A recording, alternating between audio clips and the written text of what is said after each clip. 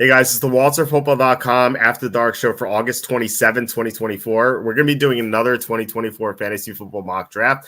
I'm going to post the link here in the chat so you guys can log in before everyone else does on Twitter. So I'll post that on Twitter after I do the intros. So please hit like, subscribe, comment below, share this video, visit the link in the description for the merch store. All that will mean a lot to us. As you can see here in the merch store, we have a ton of t-shirts, including September is Lust Month. So September's coming up. You have to know that lust rights are human rights, and you can let everyone know by buying a t-shirt. Also, it's still August, so August is Gluttony Month. We have a money laundering t-shirt, Pedo Pete. He's still in the news sometimes. So you can get all these shirts here. Some of them are 17, 18 bucks. This economy, like these high quality t-shirts for that amount. So it's a pretty good deal. So check that out as well. Also consider super chats, super stickers. All that would be appreciated. Slew, John Sanders, Degeneron, Germ, Kevin Kovac, you guys have been so awesome with your support. Any further support would be appreciated because we make nothing on these YouTube ads. So so that'd be appreciated as well. And also you can go to Amazon, buy my books. The most recent one is Jerks of the College Years. So if you're familiar with Jerks of the Week, it's a section on my site where I make fun of people at like the gym or the grocery store. I did that for my 6 years at Penn State, so you can pick this up here. Also, I have a book called How the 2020 MVP Was Stolen. It is the story about how Brett Favre tried to sabotage Aaron Rodgers' MVP. It's an expose. It's the story that hasn't been told before, and you could read all about it in this book. I also have one other book too, so you can check all that out on Amazon. That would also help out the show. All right, guys, we're joined by the golf guys going from top to bottom here. Nuggets and Butters. Nuggets, how are you? And Butters, how are you doing? I'm doing awesome. I just actually finished the Jerks of the College Years book, and it reminded me of so many things that I went through in college. Nice. I think there's so many relevant topics even for nowadays of like jerks of this week and things. I think Butters had a few nominations he sent your way, Walter. But yeah, it's been a good week. I'm sweating a few MLB things, but it's been a good week, and golf's been good this week. Last week, did pretty well. Looking forward to our championship, but hey, NFL's right around the corner, and could be more excited. Yeah, it's the last week without football. Yeah. Well, technically we do have college football, but still, and the real deal is coming. Butters, how are you?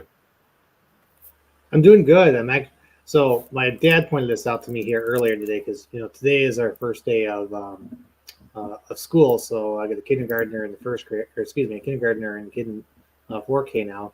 And off of FaceTime, my dad's like, "Why are you wearing a sweatshirt where it's 100 degrees where you're at?" And it's like, well, my wife likes to pump the AC, so it's like I can't find that happy medium. So I think I've now gotten to the age of like I'd rather be in a sweatshirt outside in 100 degrees than be like freezing my balls off. So, which is weird because I grew up where it was like what -20 wind chill. So, other than that, I'm doing pretty good.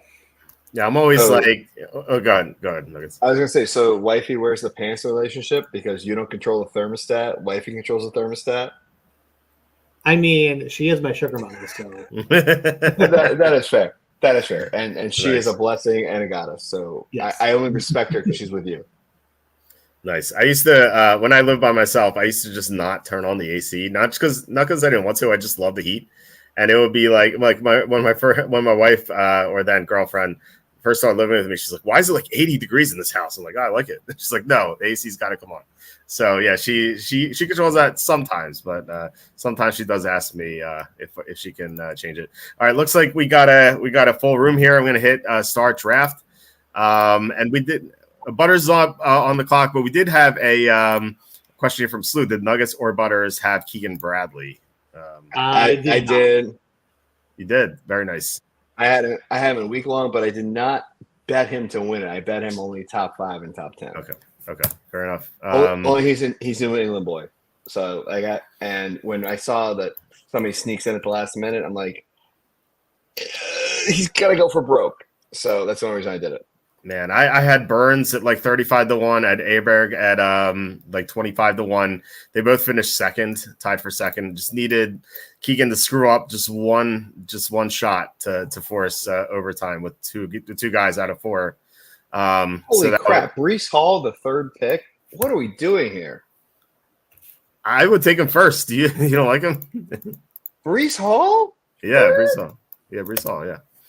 All right, I am up right now. I'm gonna take CeeDee Lamb. I'm choosing fifth. I have not chosen fifth and eighth yet, so I'm picking fifth right now. Lamb, of course, just signed his contract, so you don't have to worry about him getting hurt. The only thing you have to worry about, I think, is Dallas's offensive line being shorthanded with losing two guys this offseason. But I just feel like Lamb is just going to be super consistent because they don't have any other receivers really. So I want to talk about Brees Hall because you don't like him. I think that what he did last year, especially in a PPR league, like he looked like Marshall Faulk as a receiver. Like the receiver numbers he was posting, like that reminded me of what Faulk used to do. Now, I mean, Faulk is more talented. Obviously, he's one of the best running backs of all time. But like, I just think that what Hall did was just amazing. And now he's going to have Aaron Rodgers. Like what he did was with Zach Wilson. So Aaron Rodgers has always had a productive running back. That running back always scores a lot of touchdowns. I think that Hall is going to have an amazing year if Rodgers stays healthy. And even if it doesn't, like I still think he's going to have a great year. So that's my that's what I have to say about Brees Hall. No, I was just surprised going third. That's all. Butters, you took Hill 1. Do you want to talk about that?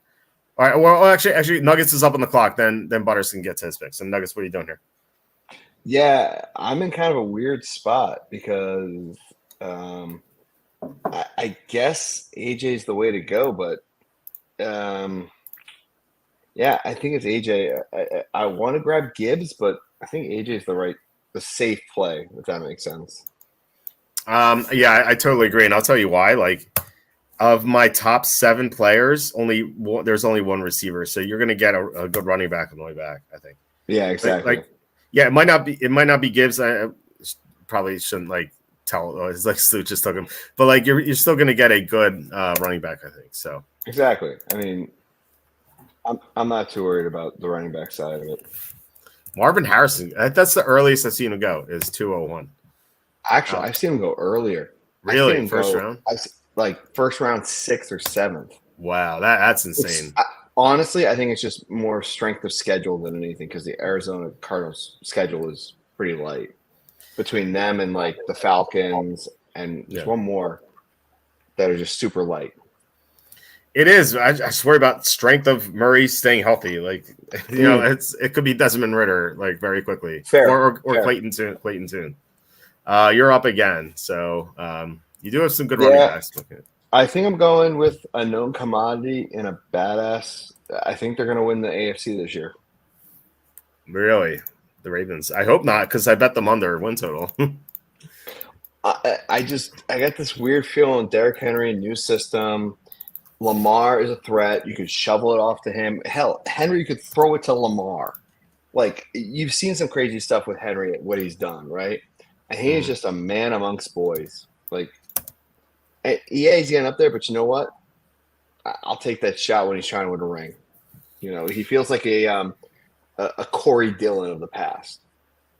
Okay, I'm gonna go Josh Jacobs. I think there's a real chance that he wins the rushing title this year.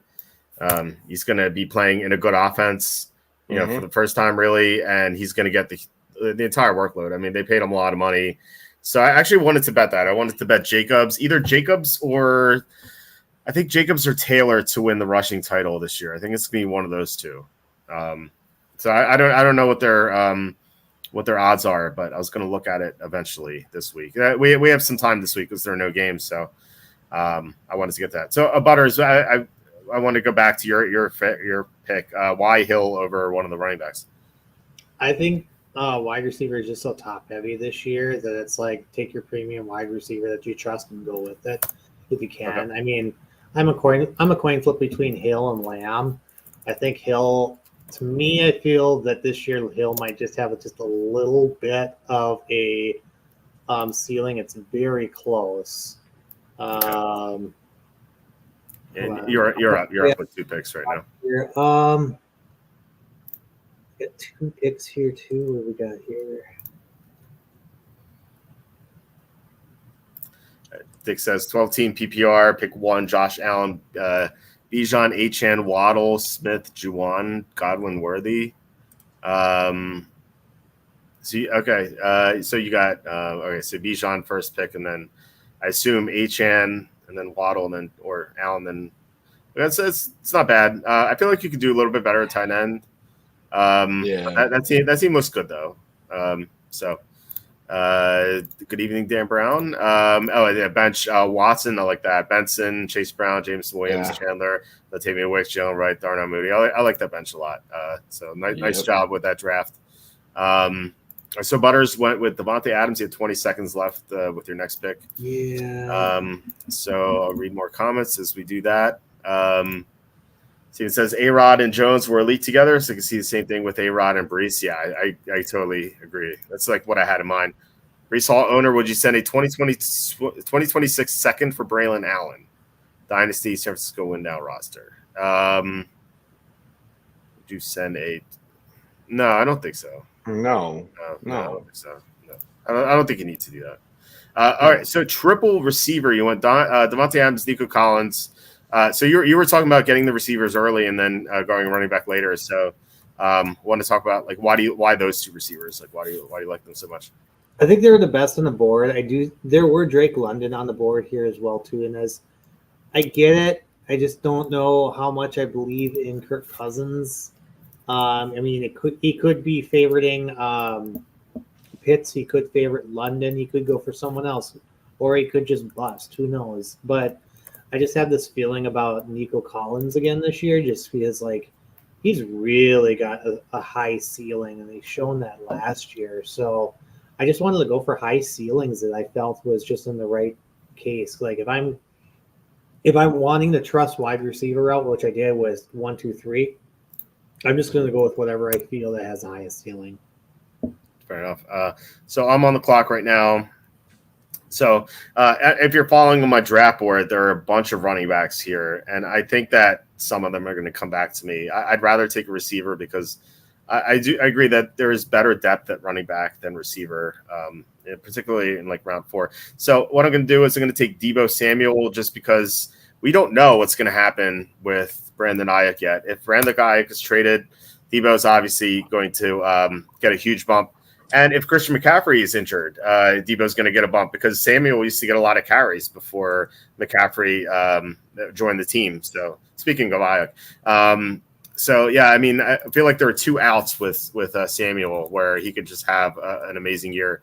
So I'm pretty interested with him in the 3rd round. I drafted it at its 10th spot in my real draft yesterday, and he almost got back to me. He was like 308 or 309. I was so salty that he didn't get there at 310. So I didn't get him in my real draft, but yes. Oh God, this sucks. I take you wanted DJ Moore. No. Actually, I want Kelsey, but there's another guy that I could grab that's got more receptions, but I also like Laporta. Damn it, this is like the worst spot for me. Because like Kelsey's old, but like, oh God, this sucks. Screw it. I'm gonna go with Laporta. Okay, I like it. Only because half his games are in a dome, and Kelsey's getting up there. Like I could see Kelsey missing a game or two because he gets banged up, or having too much sex with Taylor Swift. Like I honestly wouldn't. I could argue the fact that your tight end 1 this year could actually be Trey McBride. Yeah. Why do you think he's sitting in my queue? And honestly, with Arizona's schedule, I don't disagree. I just look at Laporta and his production. I think 2 tight end, especially tight end in the regular and tight end flex is going to be not common this year. So, like, I have a lot of like Andrews McBride, Andrews Laporta. I have a lot of 2 tight end ones because I think there's going to be a lot of volume going to both of them, especially in like those offenses, right? So Kelsey just goes. I'm not a fan of Kelsey at all this year. I think that he had his. Well, I'll talk about that after your pick. You're up on the clock. I don't know if you want to. Yeah, I know. But damn it, kind of like if I had gone Kelsey, I would have grabbed Mahomes right here. But you know what? I'm gonna go with the surest bet because I think Puka is injured and they're not telling us the truth. Give me the real man of that offense that makes that run. Cup was a great pick there. I feel like he's yeah. going way too late. Yes, he is. And I don't think people realize it. I've seen him all over the place. I've seen him in the second round. I've seen him in the fourth round. Like a huge range of outcomes for him in drafts. So two of the running backs I was looking at have fallen here. So I'm going to take one of them. These guys both have downsides. So I'm going to take Alvin Kamara. I feel like they have a diminished offensive line there. I think their offensive line's horrible. However, that could just mean he's going to catch a lot of passes. So I like him more in PPR. Anyway, I don't think I'd touch him in standard, but in full PPR, especially full PPR, I like Kamara. What I was saying about Kelsey is that he had his best year in 2022 when the Chiefs had nothing at receiver. Like Juju was their top wideout. But now they have Marquise Brown. He's going to be back like week 2 or week 3. They have Xavier Worthy. They have Rashee Rice. Like they have a load of receiving corps, so they don't have to throw. Most of them don't have to force the ball to Kelsey anymore. Plus, Kelsey's 34. He's distracted by Taylor Swift. He had a long year last year. I don't know. And it felt like he kind of mailed it in last year in the regular season. He was awesome in the playoffs, and maybe he does that again. I mean, he's an older guy. I feel like he's playoff. He's playoff Gronk. Keep him bubble wrap for the regular season, essentially, right? And then in the playoffs, unleash him and hope he doesn't get hurt. Exactly. So, I don't like him in fantasy just because I think that's going to happen again. He's just going to let you down in fantasy, and then come playoffs, he's just going to be amazing again. So, hey, Rashee Rice, is he the one with the legal trouble right now? Yeah, but the NFL drags their feet on that stuff. He might be suspended next year. We just don't know. Butters, you're up. In case you didn't just see asking. That's why. Yeah, I've got some time to kind of figure this out here.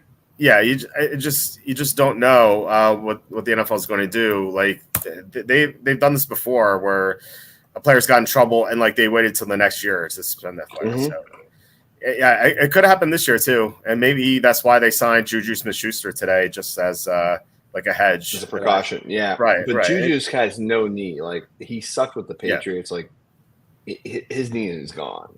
He's literally walk around like a peg leg. Oh, some bitch. I was gonna take Jones on the way back, so I like that pick. Yeah, it was gonna, if no one picked Kamara Jones, I was gonna go bang bang. Oh, that's what she said. I was gonna go bang bang. Yep. Nice. Hope all of you are doing good tonight. Yeah, I hope you're doing good as well. Mr. Coy is chasing tornadoes right now. So John says Kelsey will be awesome because God hates the Bills. All right, Dave Montgomery. You want to talk about him? Well, the injury kind of scared me a little bit on Gibbs, just a slight. I know that there's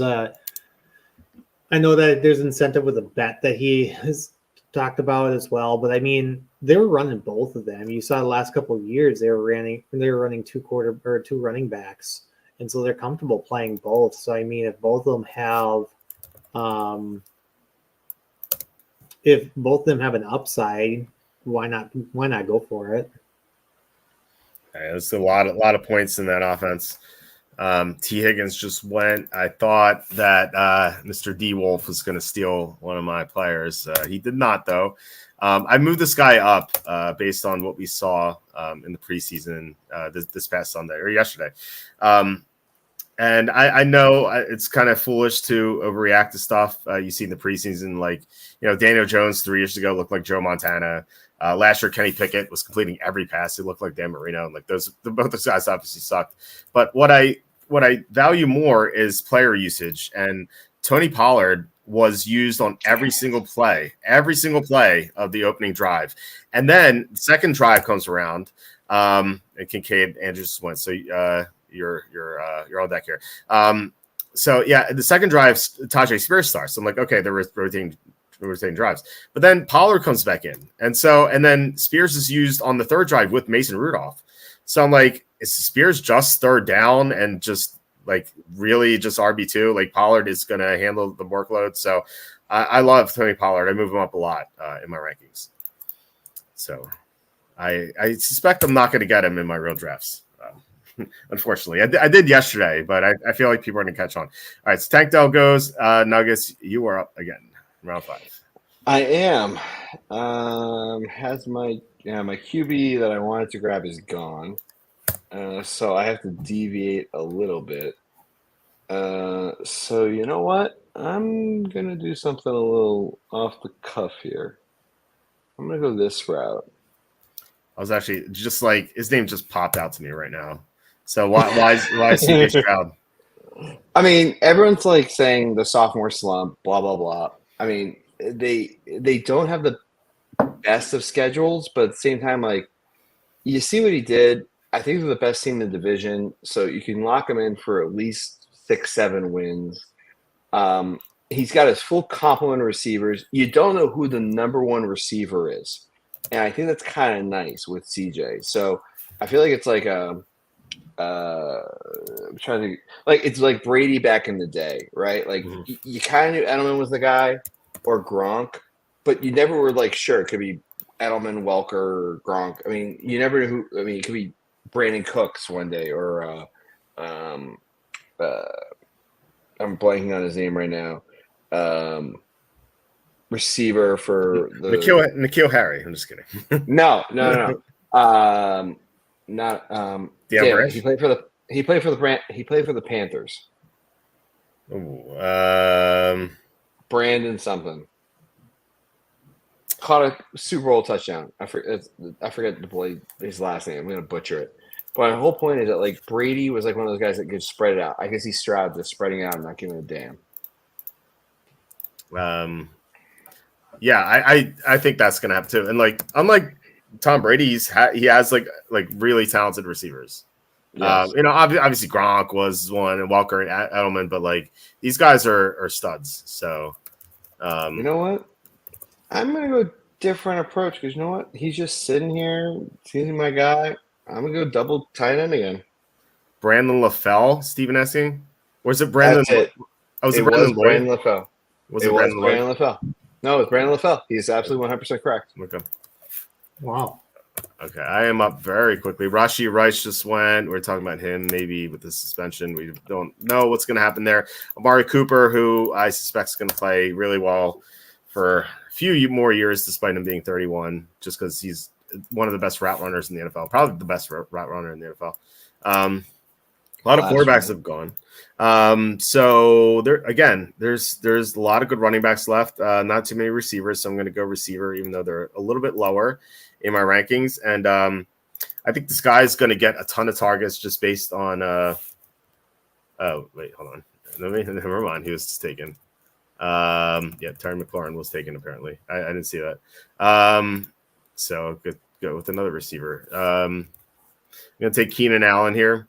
I mean, he caught 100 passes last year. Like I suspect it's gonna be close, even though it is a rookie quarterback. But he's had help. He's aided a rookie quarterback before, like pretty recently. So Terry McLaurin went here. So we had a bunch of picks that went very quickly. I didn't see. I wanted McLaurin just because he's gonna have a lot of targets. D-Wolf just pulled the nice pick. Yeah, Javonte. Yeah, you were talking about how you like Javonte. I think before we start recording, I mean, do you want to talk about why? Yeah, I mean, with Bo Nix being named the starter, like I think there's a lot of Oregon passing in there, a lot of dump offs, and Javonte now back second year from the ACL could really do some damage. I don't like their schedule, but half their games are mile high. I don't mind Javonte. Him beating up on everybody. And, who's behind him? I think Piron's still behind him. Give me Javonte all day. Yeah, Piron's just the third down back. And Julian McLaughlin's there. He was playing into the third quarter in one of the preseason games. So I don't think he's a threat to Williams' workload at all. No, and Dulcich is healthy again this year, and he was a great tight end. So yeah, Butters. I don't know. You knew you're up. You have 15 seconds with this first pick. I'm willing to give him a chance. Oh God, I'm willing to give him a chance. I actually was going to say to you, Like, I'm going to force him on you. I wasn't going to like the fact you picked him. I feel bad for you. I actually feel bad.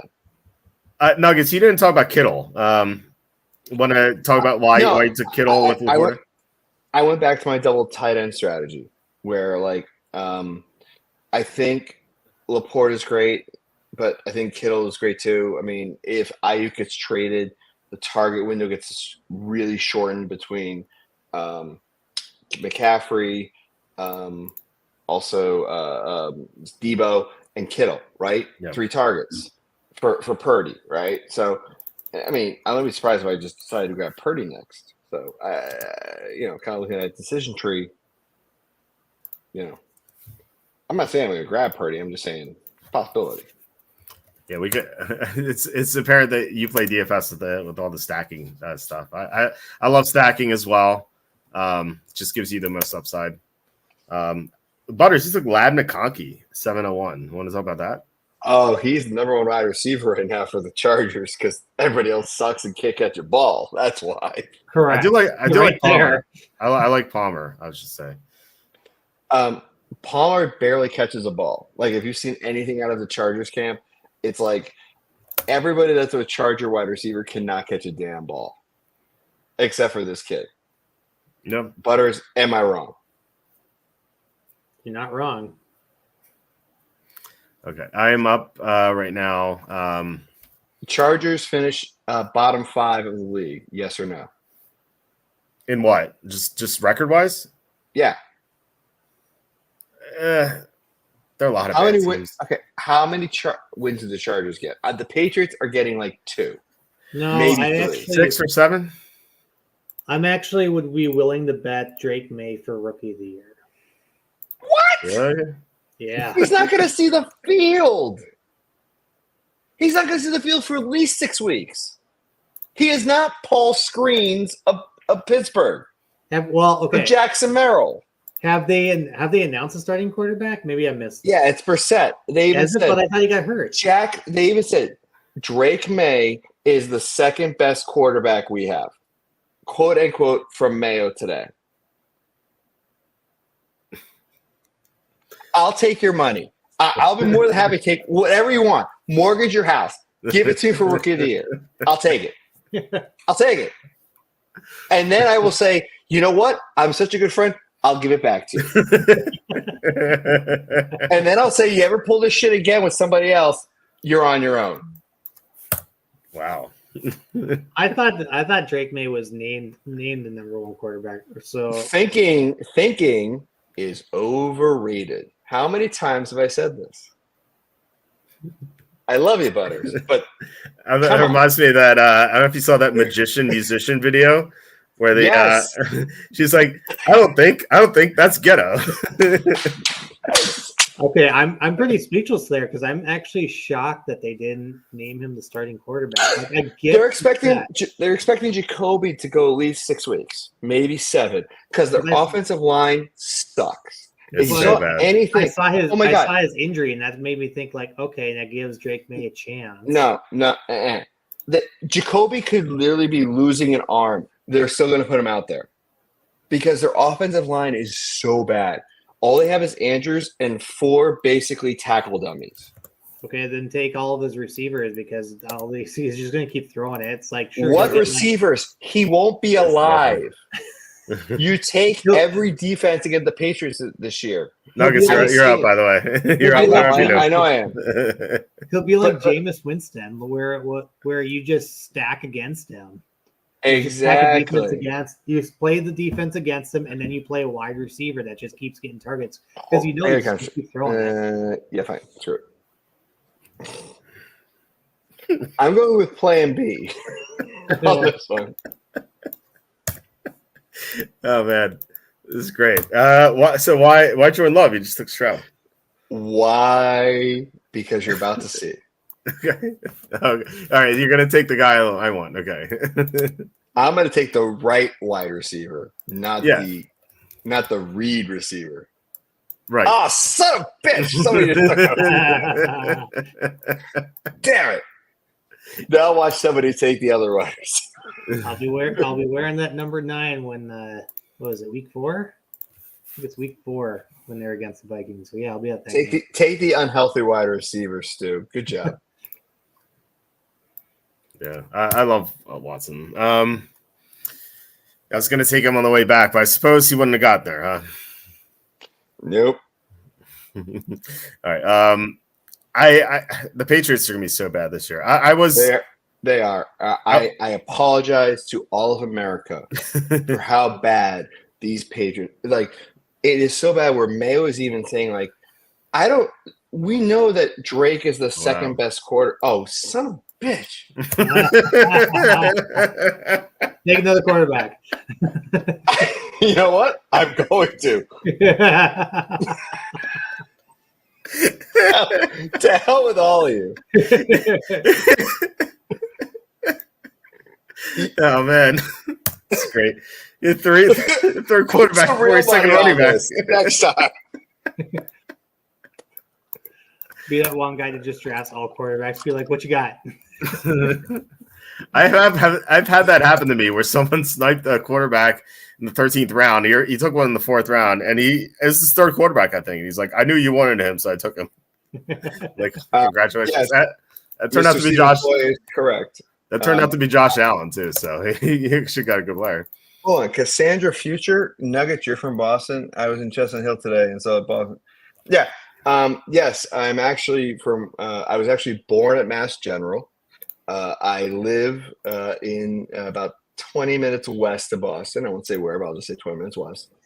But yeah, I am a huge Patriots, Red Sox, Celtics, Bruins nerd.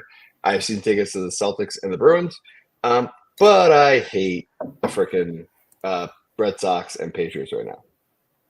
So I like Nuggets because he helps me prepare for people in my draft that don't know what they're doing. Mr. Sanders, again, you are correct, and you're welcome. I am so happy to help you with this because because when people piss me off, I make irrational decisions. So you go, oh shit, what do I do next in my draft? You're welcome. I wish it was more bourbon because then it would be a lot more fun. Oh man, I blame Butters. He supplied the bad bourbon tonight. It's because I picked Pitts and then I derailed the entire draft. Is that what you're trying to tell me? You did. Yeah. Pitts is I'm so appalled I took a photo. Yeah, but who's Kirk gonna throw to?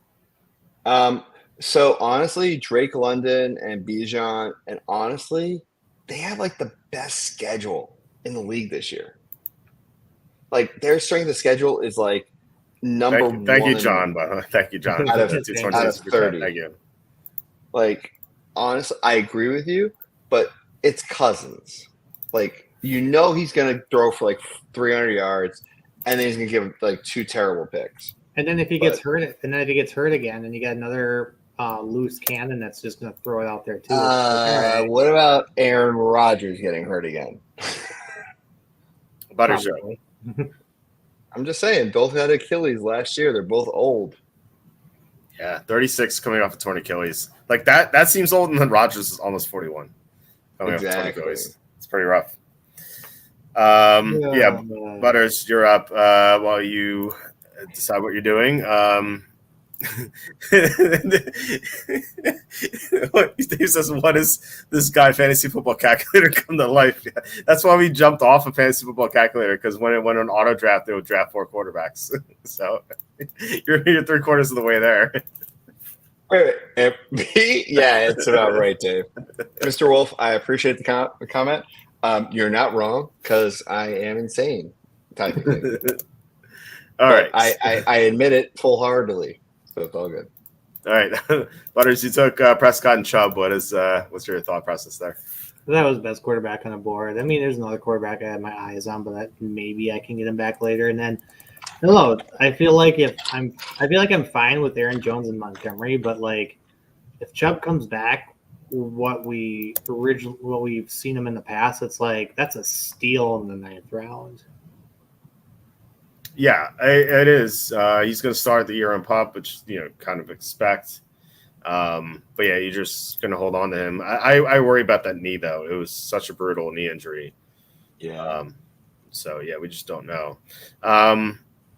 I'm going to take so there is another running back coming off torn ACL, but I'm going to take the other guy just because he is the starting running back and he got all the carries last year. I didn't realize Chuba Hubbard was, I think he was like 9th in carries last year, and I looked this up because the league I'm in that I drafted yesterday does a 1/4 point per carry, which like kind of threw me off, and I was like, I had to look up all the quarterback scrambles. Like Lamar Jackson was the first quarterback taken for that reason.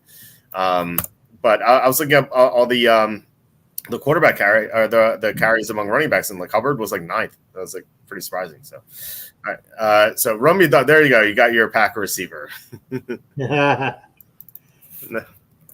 Now you got to get an Arizona receiver. My father-in-law thinks Dobbs is wide receiver 1, and I mean, it's hard to argue about someone that's been a lifelong Packer fan. So I can see where he's coming from that. What's that? They haven't won anything unless Watson gets hurt. I mean, he was so talked up last year, being that he was Love's #1 target and everything, and then he didn't do anything. But maybe now with everyone else being covered, maybe he'll get open and he'll come out and he will be a wide receiver 1. I don't know. That's what my father-in-law says. He's just built more as a wide receiver 1.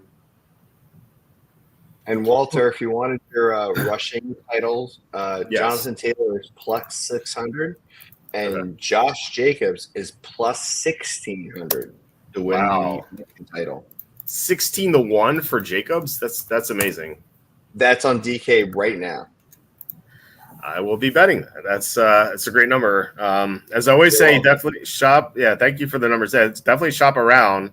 Maybe you can find something even better, but that, even if you don't, like 16-1 is just an amazing number. So, yeah, especially for his usage and past performance. I mean, rushing title winner. Like, how do you not take a stab at that? Yeah, I'm checking on Caesars right now and pulling up unabated and see what I can pull up. Yeah. No, that's awesome. So yeah, thank you for that. That's you're not welcome. All right. Steven says, I would like Chubb, but concerned we won't see that explosiveness we saw before the injury. Yeah, I worry about that too. There's no receiver 1 in Green Bay, but I like the room with Reed, Dubs, Watson, and Wicks. Yeah, that's for sure. It feels like the number 1 changes every week. I just hope Watson keep with the hamstring under control. Well, apparently he saw a doctor. Holy crap. What? Jacobs is 2,200. Wow. On Caesars. That's what I'm talking about. Shop around. Hey, you get 22-1. That's amazing. All right, you're up, Nuggets, by the way. Yeah. I'm trying to figure out if I want a kicker, if I want to grab a tight end right now. You know what? I'm going to grab a tight end and complete this. Because I'm that stubborn. I don't care. I got 3 tight ends. I don't care. What's the plan at running back? Yeah, I'm about to figure that out. Because there's so many running backs that are so cheap that nobody cares about. I don't hate the strategy of just going all in, saying I don't care about my bench. I'm just going to go after what I think is best, and then mess around. But there's so many picks that are available later that nobody's considering. Correct. Like there's a guy, like who's the lead back in Dallas right now? Name me the lead back. He may not be on the roster, although I am considering taking the one guy.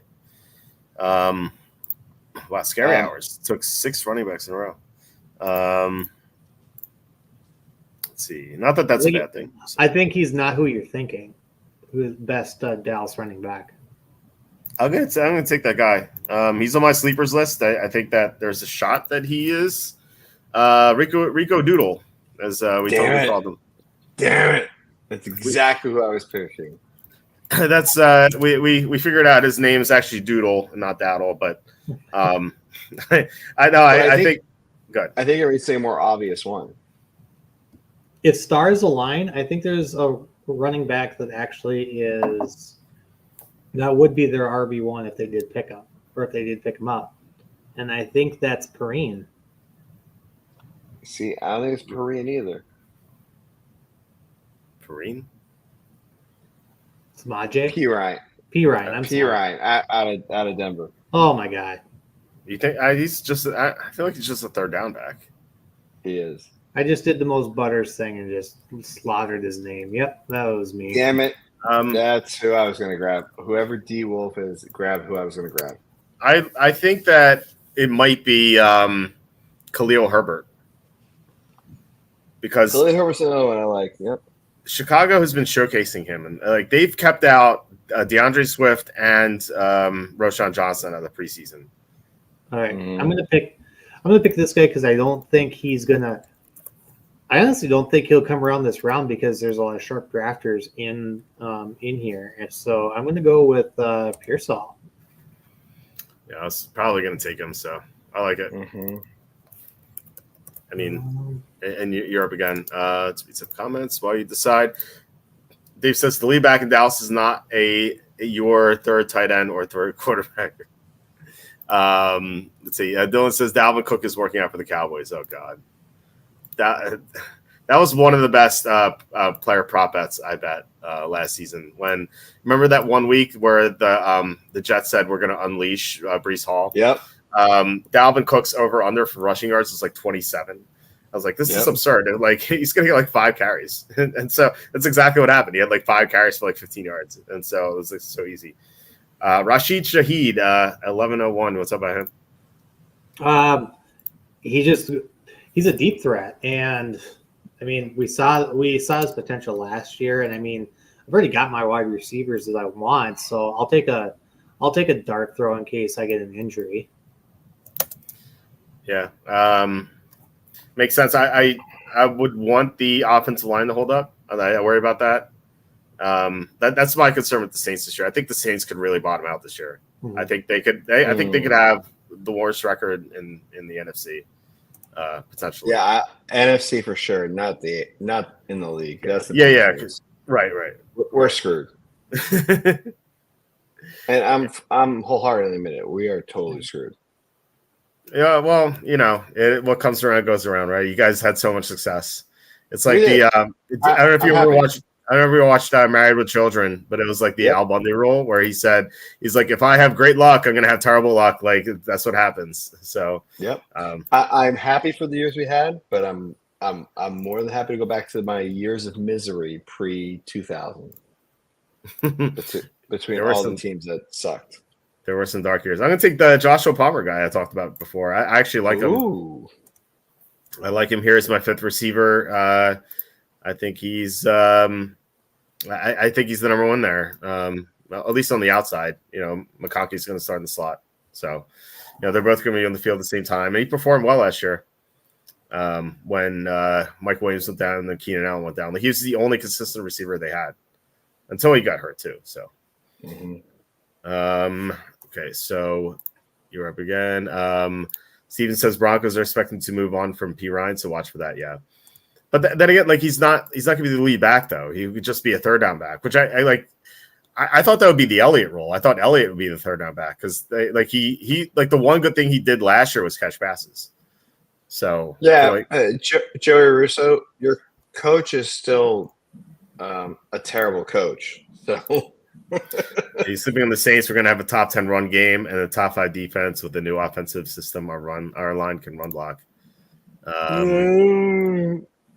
Nuggets, you're up. Yeah, I know. I'm debating on running backs right now, but I'm going to go with the best option on the board, which might be a bit of a stretch, but I'm going to go with it anyway. Tyrone Tracy. Yeah. So I like Tracy. He looked good in the preseason. Yeah. What's up, man? Yeah, I think he looked great in the preseason between him and Eric Gray. I think they both look great. Right now he's RB2, and I think he's going to get a lot of the goal line work because I think Singletary just doesn't have the balls, for lack of better words. And I just New York, I think, is going to be sneaky this year. I mean, they lost Saquon. Everyone's thinking they can't run the ball, but they still have a good offensive line. Not great, but good. And if you get a guy like Tracy out in space, he could be dangerous. So I'm going off of what I've seen in the past in college. So I don't know if it's good or bad. I'm going off of what I've seen and what I've seen preseason, right or wrong. I don't know, but I'm willing to take a the chance here. Yeah, it makes sense. By the way, who is the worst? Who is the NFL coach who has the worst record against the spread? Whoa. Currently coaching. Dennis Allen. Want to guess? So Nuggets says Dennis Allen. Butters, want to guess? Well, Nuggets picks. Who is it? It's on the tip of my tongue right now. That's what she said.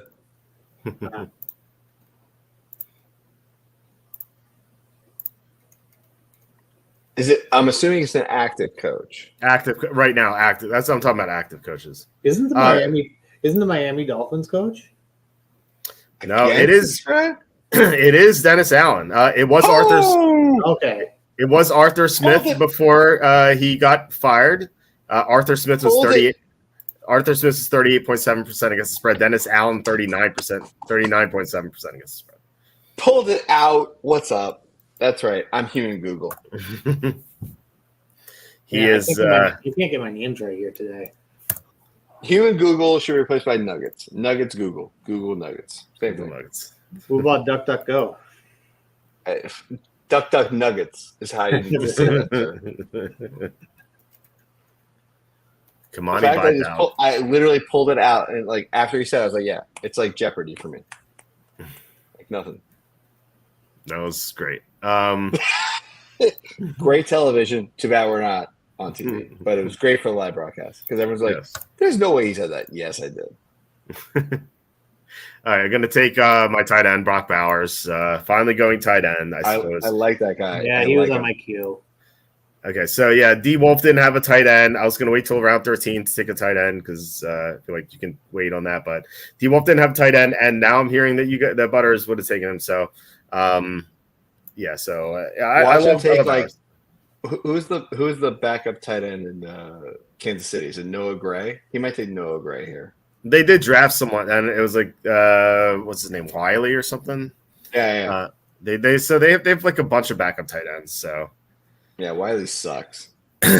Oh, we're not talking about that other system. Oh, that's right. Sorry, I won't talk about another site, but Wiley just sucks. No. Butters got that joke. Actually, holy crap! I love this. Duck Nuggets bourbon. Stephen Coy, you are my dude. I like you. I love you, man. I love it. Yes. Yeah, it should be like Duck Bourbon Nuggets. Bourbon Nuggets. Sue says should be an automatic bet against Dennis Allen. Yeah, yes. Especially when he's favored. Yes. All right, I need some depth at our running back here, and I'm surprised he didn't get picked yet. I'm going to pick Braylon Allen. Yeah, I go with that handcuff. Mm-hmm.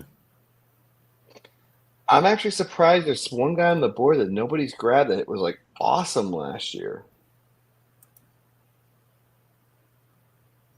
Don't say it out loud, but you know what I'm thinking. Justin Tucker? That's a kicker. But he was lead back last year. Had great offense around him. Did well. And then they went out and got a veteran to basically supplant him, which I thought was BS. But if he gets in there, his hair's going to be on fire. And he's a known commodity. I'm truly befuddled. I'm trying to figure out. Seriously? Is a lead back from last year?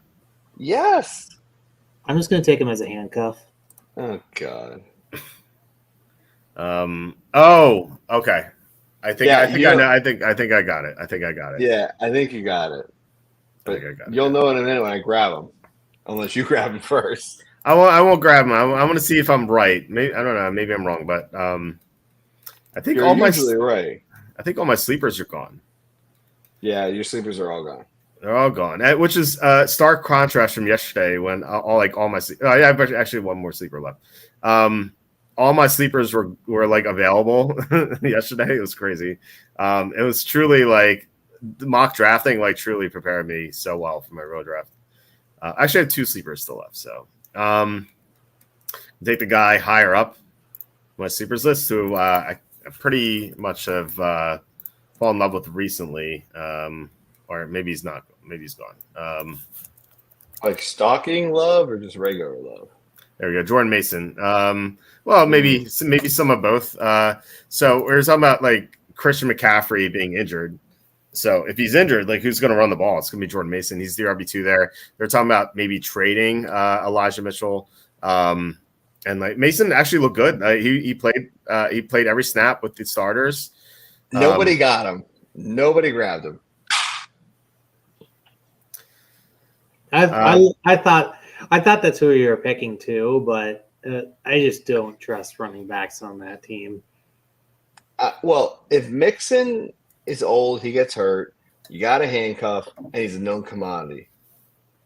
And he's already been established as a third down back. So give me him because he's a better pass catching back than Mixon. So actually, it's funny when you're trying to make me guess. I missed your pick in the 12th round, and I thought it was Ty Chandler. So it's funny that you actually took him. Yeah, I already took Ty. I know. I missed that pick. I missed that pick totally. And I'm like, oh, you're talking about Ty Chandler because he was the lead back at the end of last year when Madison got hurt. So, yeah, you got a couple lead backs from the past. Mooney was another guy I could have taken. Mooney was so good like 3 years ago, and he's done nothing since. But now he's paired with a good quarterback again. So maybe you can by the way, this stops the running back train that Scary Hours had. He took 8 running backs in a row. Actually, 9 out of 10. It's scary if you have to draft 8 running backs in a row. This is where you call your doctor because you should seek medical attention for drafting 8 running backs in a row. I like some of them. Some I don't like. Like McLaughlin, I think is a waste, but I guess he went triple receiver and the quarterback, but like. I like how he went triple receiver there, actually. Yeah, and he has to stack Hurts with Smith. So it makes sense. It makes sense, but I'm going to die on this hill, but Brandon Aubrey will be the highest scoring kicker this year. Yeah, I can see that. You heard it here first. Fair. Didn't he? Oh, in preseason, he tried to go for his record, too. Wasn't it like a 68 or something like that? He had a 66-yarder. Yeah, he did 66 in the preseason, yeah. Ooh. I locked up 4 tickets. Let's go. For what? For the 762 for tomorrow night. Oh, cool. Nice. Yeah. So it'll be a nice sweat tomorrow night. Yeah, so I have no quarterback. So that's a problem.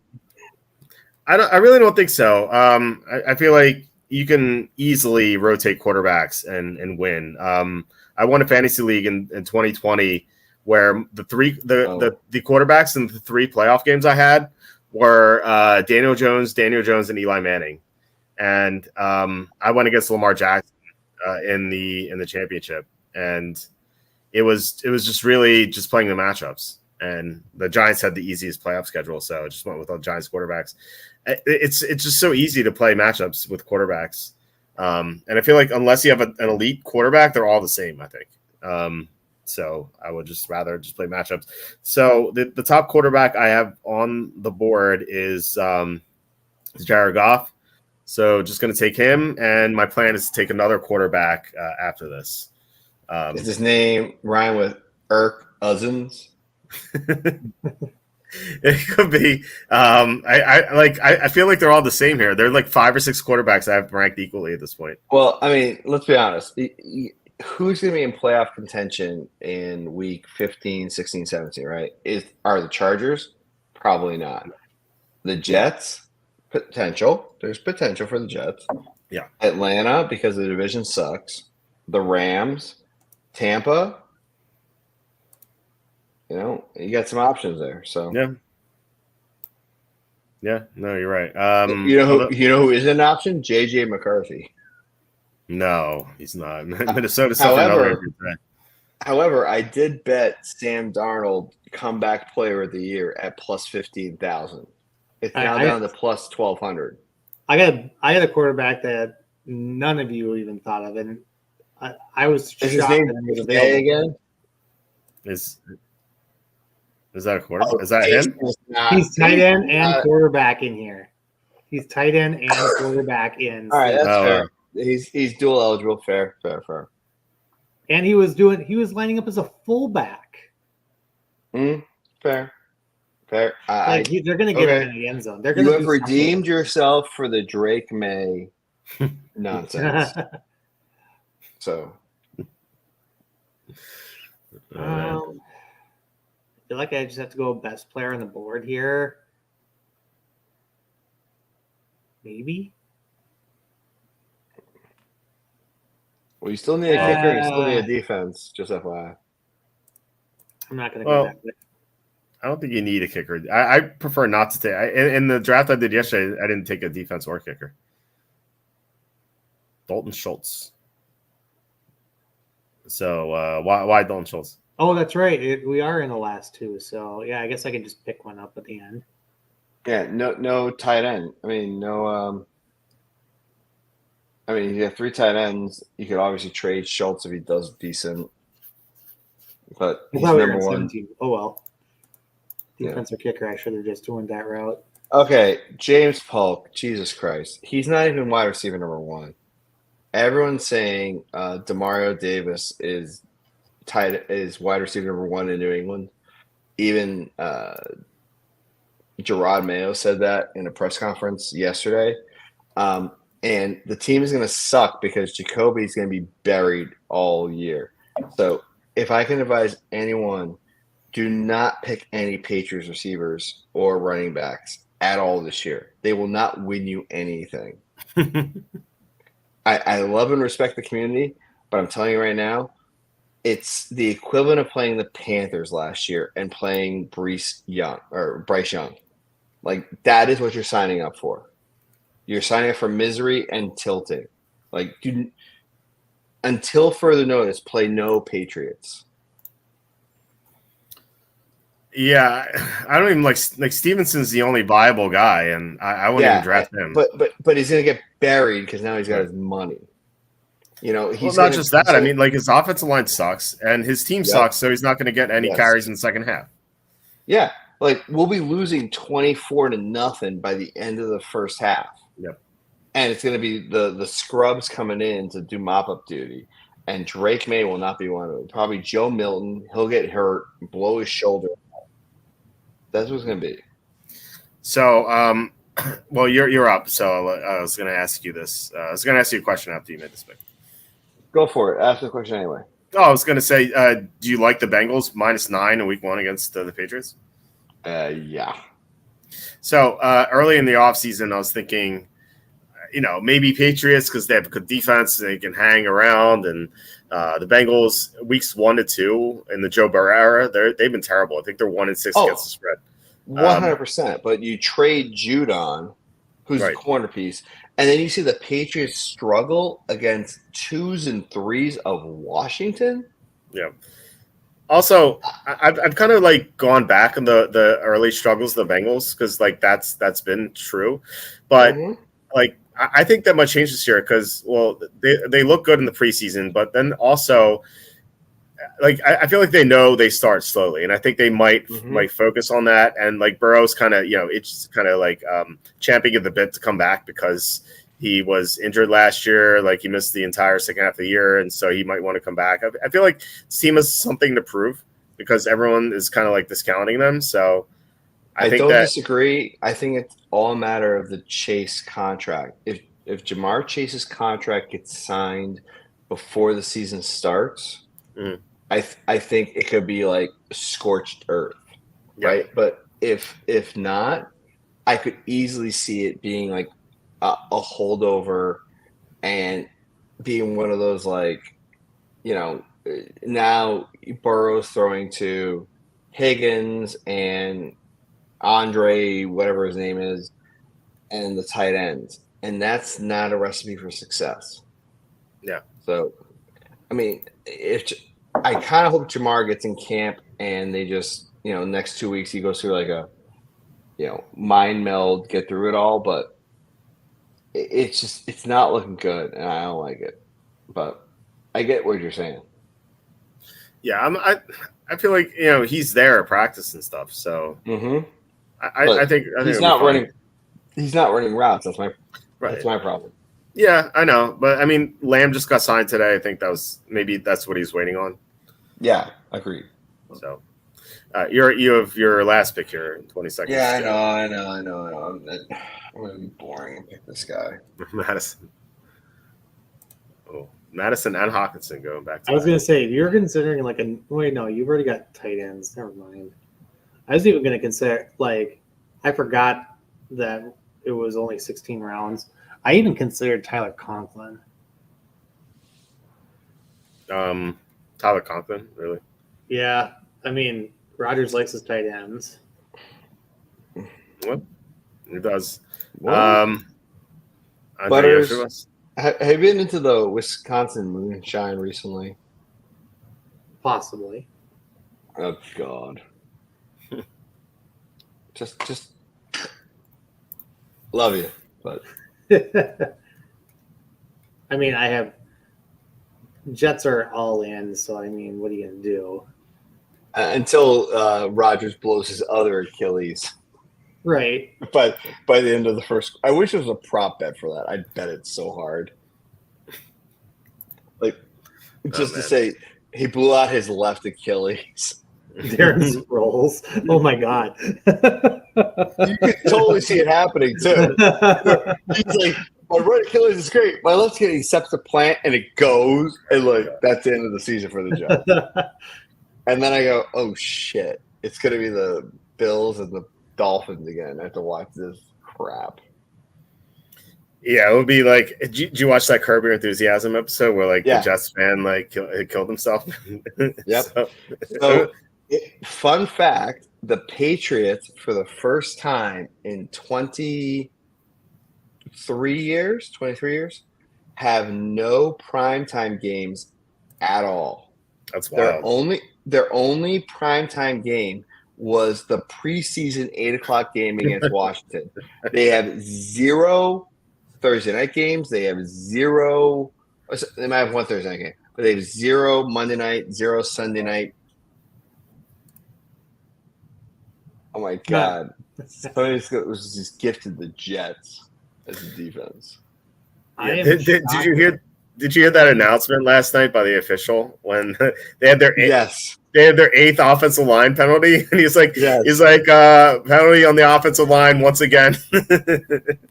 It reminded me of offsides except the center. Yeah. I love when they do that, but yeah, he was like, it's like illegal formation once again on the offense. It was false start by everyone but the center. That's what it was. Oh my God, this is ridiculous. It's great. Yeah, we had some comments here before we get to our teams. We don't read comments. My Dolphin Finn says, I've been a WalterFootball reader since the 6th grade. I've been sneak on my computers and have WalterFootball Draft and DraftCountdown.com as well. I think Scott Wright does that one. Yeah, he used to. Scott stole the site. You guys do amazing work. Been a fan for a long time. Thank you so much, my Dolphin Fins. Thank you. I really appreciate that. Was he born in 69 or does he like 69? Because it sounds like somebody who's who experienced the Dolphins 72 team. It was a perfect team. Why not both? Well, if he was born in 69, that he'd have to time travel because I made my site in 99. So if he was in 6th grade, that'd be what, 80 for him? So he'd have to. Starting 80 watching us. God bless. Yeah. All right. I would compare the differences. See my Washington Huskies. Yeah. Scott Wright. I unfortunately never met Scott Wright, but we communicated from time to time. And I missed that. I missed his work. He would do great work. So hopefully he's he retired. So hopefully he's laying out on a beach somewhere and just having fun. Let's see. With some other comments here. Let's see. Steven says, "Will Butters believe in Drake May?" I guess there's hope. And so Dylan says, I'm a Saints fan here. I think this year we bottom out. I can see 4-13. Yeah, me too. The offensive line is a catastrophe. Yeah, it's horrible. They have no run game, and Carr is going to get destroyed. It is going to get ugly. Dylan, I raise you the Patriots offensive line.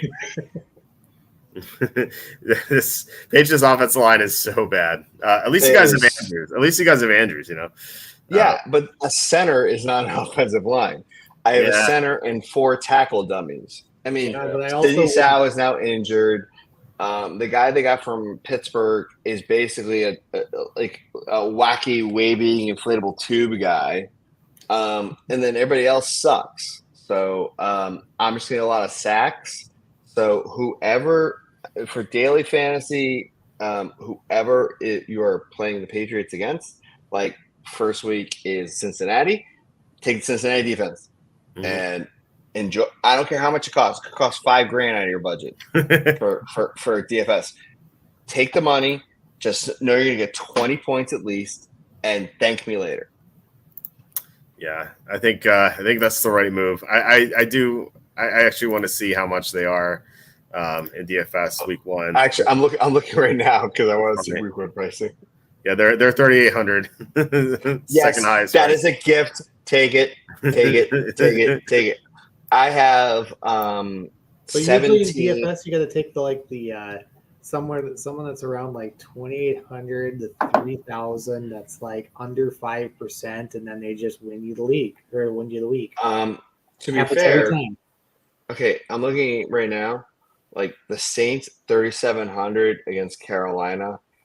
Go the other way. Go Carolina against Saints. Yeah, I mean Carolina against the Saints is 2,400. Yeah, that's a winner right there. Now I gotta look. Saints are going to be horrible offensively, and I think the Panthers win that game. Commanders against Tampa Bay, no. The Texans, 2,700 against Indy, but Indy's 2,600. Yeah, but games in a dome, question marks all over the board. I think Titans 2,800 is pretty good too. I agree with Titans. I bet Raiders are probably going to be super chalky. Are they even on the board? No, they're not on the board. 2,800 Raiders. 2,800 versus backup quarterback. When last year they went. Oh yeah. Yeah, last year they put up 63 against. Herbert's not going week 1. I think he's going to go. He's just probably going to be hurt because like Herbert plays through everything. Yeah. Remember last year, or it was like 2 years ago, he was supposed to be out against Jacksonville, and then he played. That line went from 7 to 3 back to 7. It's crazy. Yeah. Just like the other night when the Patriots line was plus 2.5, and then went to -7 because everyone thought. Daniels wasn't going to decide, didn't play. Yeah. So, and then everyone got screwed last night or the other night. Not me. Yeah. I didn't bet it. Yeah, they lost outright. That's crazy. Yeah, the Patriots are going to suck this year. They're going to be they're going to be so bad. Scariest bet this year will be Saints -3.5. I think they're -5 in week 1, which is absurd. Yes, they are. Right now. I think the Panthers are better than the Saints. So John says I was going to take Bowers, but then I remember he played for the Raiders. I guess that's a hang up. I like the Raiders this year, though. Is Gardner Minshew going to make the difference? I mean, they were good last year, and defensively, they were 7th in defense last year. They signed Christian Wilkins, so their defense is going to be their defense is going to be top 5. They have Devontae Adams, Jacoby Myers, Brock Bowers, Colton Miller, left tackle, Andre James, center. Like these are all really good players. It's like Minshew just needs to not screw up, and he can manage the team. Like he took the Colts to 9-8 last year, so I think he'd take the Raiders to 9-8, and their win total is 6.5. So I took the over. Megan says, "What do you think, Walter? Number 7, Bijan at 7 is pretty good. And then Josh Jacobs like that start. Then Waddle, Devontae Smith, Tank Dell, Tony Pollard, Marquise Brown, Brian Thomas, Jordan Love." Dontavian Wicks. Yeah, I like that. I like that team a lot, Mega. It's a good job with that. Dick says, what's wrong with McLaughlin? He's receiving back for Denver. Well, it's P. Ryan. McLaughlin's the 3rd running back. It's not much. I don't know. He was playing into the 3rd quarter, so they don't like him that much. Nix is checked down. Yeah, for sure. Oh, okay. Yeah, the rest of the team, Ray Davis, Joan Wright, Kamani Bidal, A.D. Mitchell, Kobe Parkinson. I think you can do better than Parkinson. He's just a blocking tight end, but outside of that, I like the team. Let's see. Trade Ford for Brooks and Hawkinson. Yeah, I think so. I mean, Jerome Ford. I like Jerome Ford, but if you can get both, yeah, I think so. Sue says I had 5 Colts. Nice. Megan says every team backed up the tight end by the time I picked my first one. Yeah, I didn't. I didn't either. Let's see. Nuggets. Did anyone tell you that you look like a young Stephen Root? Well, I have to wait for Nuggets to come back for that. And then I could have flexed Drake May as best rookie quarterback of all time. All right, so thank goodness I have to watch more Patriots-Panthers Monday night game. Yeah, it's brutal. Joey says, what not to do in fantasy? Do not draft Dylan's team. It's abysmal. So we'll get to that in 1 second. I hated the Gerard Mayo hire. So many better coaches were available. Yeah, it looks pretty dubious. What do you think about the Gerard Mayo hire? Nuggets. I mean, you're the Patriots. Yeah, I understand it, but I hate it. I mean, they built it into the contract. Sorry, I had some kiddos screaming. I didn't want to be. I didn't want to ruin the broadcast. Yeah. Yeah. So anyway, I understand it, but I hate it because I wish they actually interviewed other people, even if it was guaranteed for Mayo. Like, at least go out and hear other opinions, hear other philosophies. The fact that it was pigeonholed like that, and then you got stuck with a person like Alex Van Pelt as your OC, like, really pisses me off because he's just an OC retread who thinks running the ball is a great idea, like he did in Cleveland, and we all saw how that went. Yeah, I love these coaches come around. They're like, we're going to run the ball. It's like, where are you from? 1995? Like, that was a good plan back then. It's a different time. And then I think there's another question around. Somebody asked another question about me to me. Did anyone tell you that you look like a young Stephen? I actually have never heard that. But then again, I know where my stapler is, but that's a whole other point. But then again, my wife is not Asian, and I don't have to worry about her running off when we're in the dodgeball tournaments.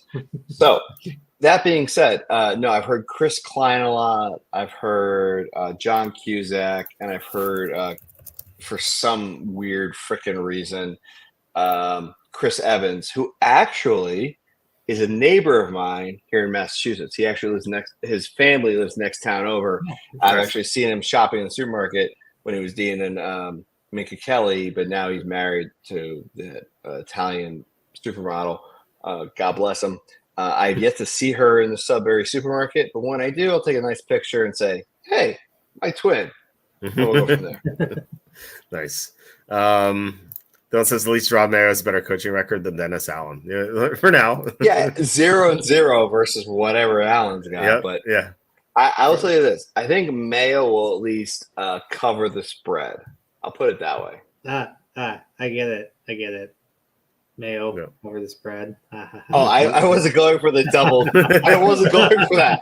I was just telling you Mayo covers because I just think the guy just.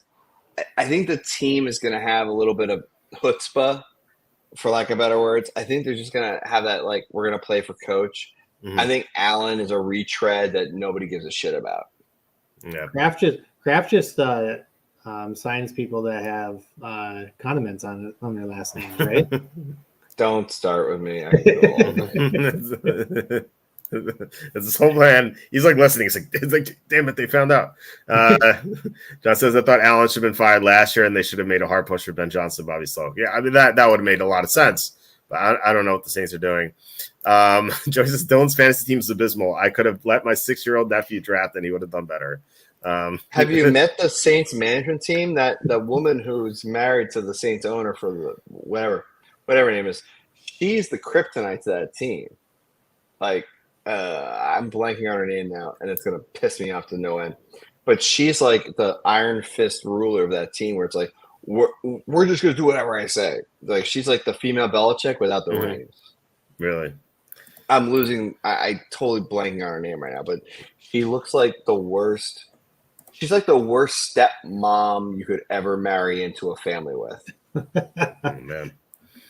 All right, Dave says this is the strangest mock draft of this year. I feel like Walt puts together as a social experiment. Damn it, Dave! You found out my plan. So it says if the Patriots are 1-9 when the Rams come to town, will the Patriots faithful wear paper bags over their heads, or are paper bags banned in New England? Well, plastic bags are banned here in the next township over. No, they are not banned. And I get because they weren't banned last year when I wore one into a game.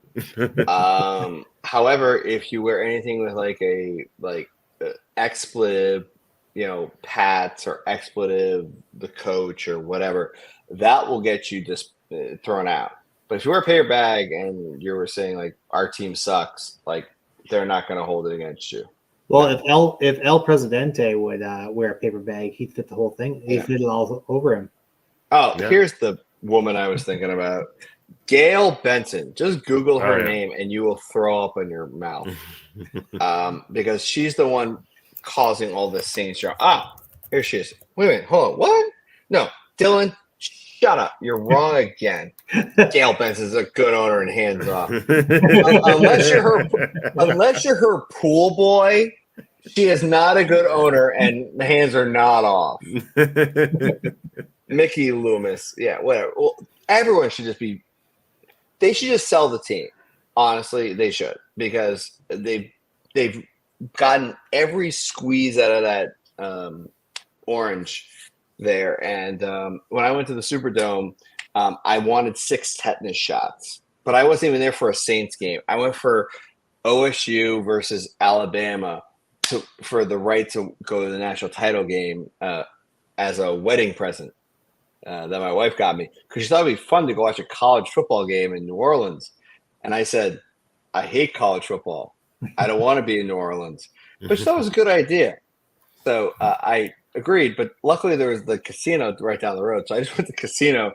But I tell you, the best people watching I ever saw in my entire life was watching people curse out Saban because OSU won the game and dropping so many racial expletives and like 400-pound fat guys crying while these 90-pound blondes were just like trying to do tricks, but they were crying and throwing up on themselves. I saw like 3 Alabama sororities and they couldn't control their liquor and they were puking on each other in the middle of New Orleans. And it wasn't even Bourbon Street. It was right off Bourbon Street. And they're trying to get to this hotel that was famous for peanut butter and jelly sandwiches and hot chocolate. And they were barring them unless you had like triple ID and a key card to get in. Like they were letting you in. People were puking on this hotel and their stairs. I'm like, I'm staying there. Like, oh my God. So I actually called them and said, yo, I'm out. I'm not going for this. I ain't doing it. And Caesars hooked me up and like put me up for a week until they clean all the puke out. I was like, it was great. But yeah, anyway, long story short, I love New Orleans, but I hate the Saints and I hate Alabama. So there you go. Well, they redid the stadium. They redid the Superdome. Yeah, it's now the Caesar Superdome, which is I find ironic because I stayed at Caesars when I was there. And my host has already hit me up like, hey, do you want to go see a Saints game this year? I'm like, are you going to fly me down? Right. Because if you fly me down, I'll go see a game. If I got to fly down myself, not so much. Okay, so if you hate... However, go ahead. I got tickets to go see the Jets the other week from Caesars because they have a hookup with New Jersey. So I was like, yeah, I want to go see a preseason game. But if they give me like real seats, I might call you guys up and be like, yo, I got a free box. You want to go? I know Butters can't, but I know Walter can. I know he can drive up. Well, I have 2 kids on this. I don't know. My wife would free box, free booze. I mean, that sounds amazing. That's what I had last time. So I was like, all right. They spent the Saints broadcast spent the entire day or the entire game yesterday talking about the upgrades to the Superdome. Like they weren't even like talking about the game. Like they're just talking about the Superdome the entire time. And like once in a while they'd go back to the game and like the announcer was like Trey Paul or is like Tony Benson with the carry. I'm like, who else? Tony Benson. It's Tony Pollard, not Tony Benson. So like they just like weren't paying attention. It's ridiculous. But Dylan says the Saints' first 8 opponents are Panthers, Cowboys, Eagles, Falcons, Chiefs, Buccaneers, Broncos, and Chargers. I can see them going 1-7 into Halloween. Yeah, that looks like 2-6 to me. 1-7. Yeah, 2-6 at least. Yeah. Although Joey says the Saints won 9 games last year, do you think they'll get worse? Our defense is much improved. We have a real OC. The Saints may only need 10 points per game to win, even though we'll score. Joey, you seem reasonable, but what drugs are you on, and can I get some? Yeah. Yeah, I don't like. They have the worst offensive line in the NFC. They do. Their defense is not. I don't see how it's better. They only added Chase Young, who I just feel like he's just gonna not play well because he doesn't play well. Cameron Jordan's a year older. Like, I don't see how the defense is better. So yeah, Piran's getting cut apparently. Yeah, he is. So let's see. Let's see. Michael Lombardi said it was trashing Mayo on his podcast today. Can't believe he's in charge of a $9 billion organization. I don't disagree with that because the Patriots still have almost $50 million in cap space. They could have seriously addressed all of their offensive line issues, but they keep going, oh, we're making competitive offers. We're making competitive offers. Define competitive, because they said, oh, we're trying to trade for Brandon Ayuk. Okay, you are, and you're offering him top money, but he still doesn't want to come here? Why is that? Because he knows that we're going to suck, and you said that to him? Yeah. And he wanted to go to Pittsburgh, but then he saw Pittsburgh and goes, Russell Wilson, Justin Fields. Justin Fields is trying out for a wide receiver right now. Like, I don't get this. Like, it frustrates me because, like, you got all this money, do something with it, right? Mm-hmm. I feel like my real job, right? My real job is like, you have a budget. If you don't spend 100% of your budget, there's no guarantee next year you're going to get 100% of your budget, right? Yeah. You're going to get maybe 95%. But if you spend 105%, you'll get 100 minimum. So here I look at the NFL, like, you have, yes, I know he's a low-key cheap owner. I get it. Real money, cash spending, 100% agree. Dylan, you're 100% right. No disagreement here. However, like, if you want to get out of the basement, stop saying you want to get out of the basement. Do something about it, right? Here's your chance, Robert Kraft, to build a good offensive line for the next 5 years and not just have David Andrews, who was ready to retire this year. And they got pulled back here for one more year, and now he has David Andrews and 4 tackling dummies.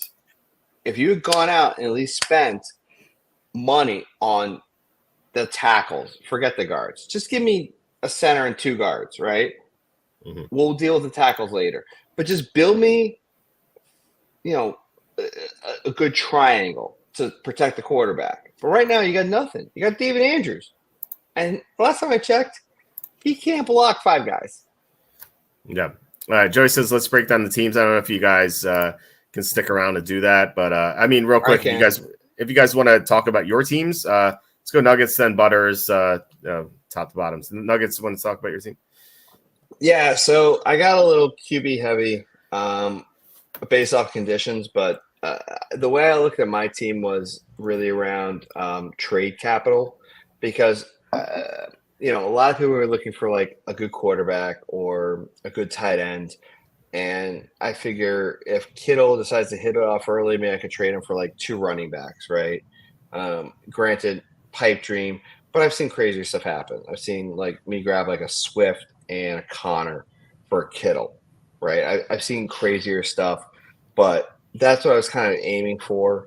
I thought AJ Brown was a good pick right there at 9. Cup, I thought was a steal, given all the injury concerns around Puka. Granted, Puka, I think it's going to be fine, but like Cup is coming back from a injury. He's now 2 years removed, and if you apply that logic to the running back and Javonte Williams, I think they're both going to have great breakout seasons. Kittle, I think, is just indestructible. Jordan Love, he just got paid. It'd be a shame if he just kind of puked on his face, but you could see. But then again, that's where I got Musgrove and Dobbs. Murray has kind of something to prove as this water bug. They also have the easiest schedule of the league this year, along with Atlanta, or at least top 5. So I grabbed him and I said, you know what? If someone wants to trade for him, maybe get a little maybe grab a little wide receiver and then running back. I mean, I could see a Kenneth Walker getting traded for Kyler Murray. type deal. It happened in a league of mine earlier this year. So I'm not saying it's not impossible, but I'm just saying if you're going to be in these later positions, I'd rather kind of grab some draft capital and trade capital, because you might have the best team week 1, but the season doesn't end week 1. The season ends really around week 16, 17 when you're in the championships. So if you can build a good team, maybe get some individual contributors that are really kind of kicking ass. Maybe somebody gets really hot and be like, oh, I gotta get. I'm gonna make it up, like Chandler, because somebody got injured, right? Maybe you get a haul for Chandler, right? So you handcuff a lot of other people with these other picks, and now you're like, oh crap. Your competitors are like, oh crap, what can I do? So right. I think at least I'm left some. I might not win week 1 or week 2, but I might be in a position to be like to make some good trades to really build my team better week 3, week 4, week 5. So that's why I kind of looked at this, and looking at the bye weeks, I'm not dealing with any double jeopardy. So I'm happy. Is it the best draft? Absolutely not. But I'm happy with where I am because I think I can make some damn good decisions going forward. Butters, when top of your team, you want triple receiver early. Yeah, I went triple receiver early because I talked about that.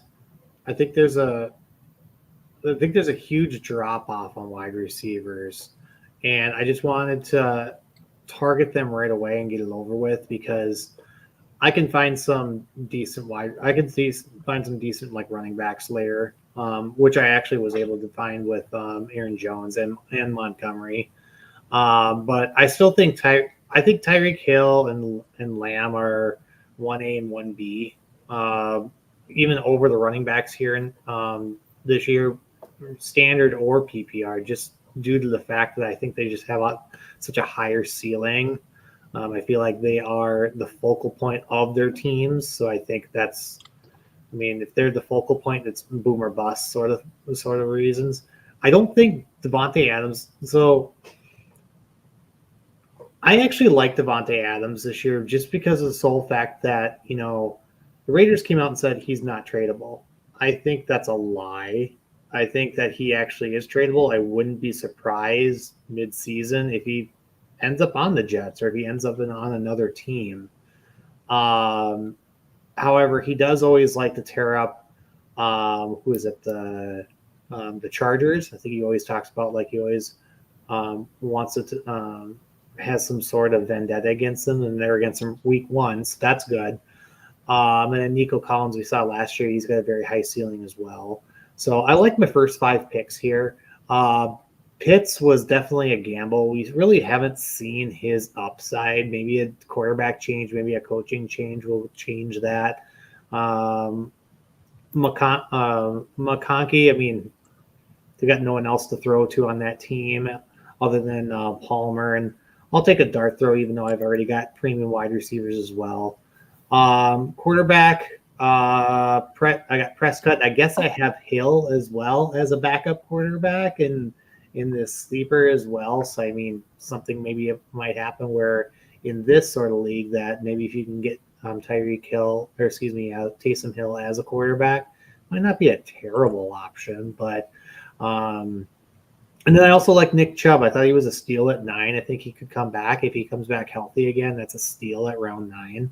But then I picked up some other insurances here as well, like Pearsall. I'm assuming that Ayuk is actually going to get traded, so he's going to get thrown into a wide receiver 2. He might even have a chance to be wide receiver 1 if Debo kind of starts to digress a little bit. I don't have really high hopes on the quarterback situation at San Francisco, but again, I just wanted some upside. I like Braylon Allen just in case that we've got the Breece Hall injury here again, and they've been talking up that he has been doing really well as well. So, and then P. Ryan, I heard that he's going to be cut, but I thought they were going to try to trade him here today, but maybe he actually is going to get cut. I think he'll find himself on a team. Yeah, I think he'll be signed. As far as my team's concerned, I kind of went pretty heavy receiver, running back early. Lamb, Debo, Keenan Allen, even though there's some sort of weight gain, but I feel like I'm not too concerned about that. Marquise Brown, if Allen sucks, you can just plug in Marquise Brown when he comes back. And Joshua Palmer, I feel like, is pretty safe. I like the receivers, and Jacobs, Kamara, and PPR, Pollard.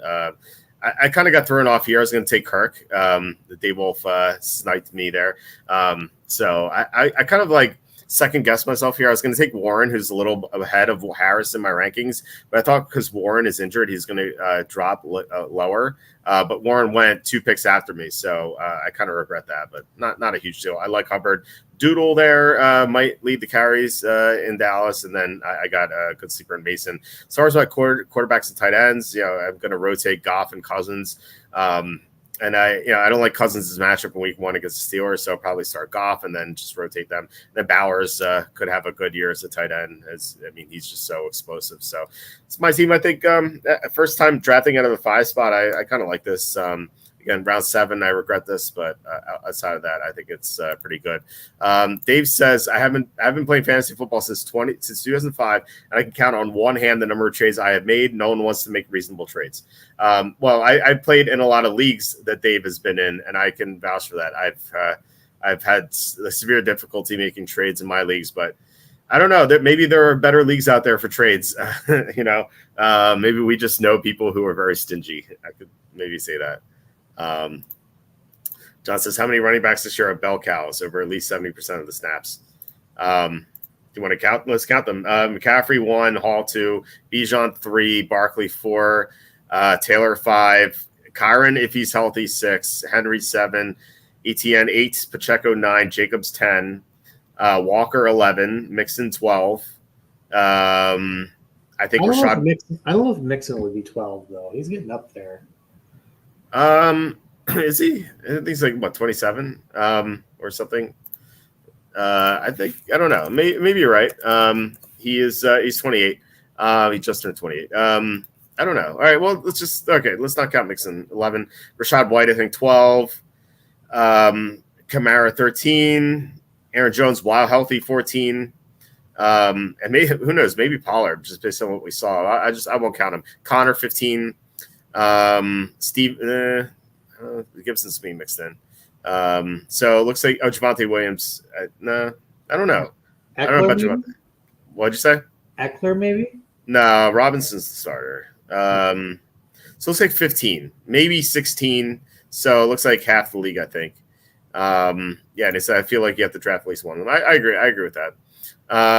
Okay, so Ed T. Rofi says, what do you guys think about Taysom Hill now that he's listed as QB tight end on Yahoo now? But yeah, that's what Butters was talking about, like the dual eligibility. I don't know. I think I'd rather I don't want to play him at quarterback. I don't know. I guess you can do it, but he's so inconsistent. Like he could get you like 2 or 3, that's such a low floor. But there is a ceiling. So, if Kamara goes down or Carr goes down, you immediately throw him into the tight end slot. Or Juwan Johnson. We saw last year when Juwan Johnson went down, he played more tight end, like natural tight end. So right, yeah. If any of those guys, you just throw him in. Yeah, for sure. All right, so let's look at these teams. Carson at team 2, he drafted McCaffrey, then Achane. Receivers look pretty thin here, and he took 2 Titans at receivers, so I wouldn't recommend that, Ridley and Hopkins. And then he went quarterback and tight end early, which usually means that you're going to be thin at a position, and I think receiver is that position.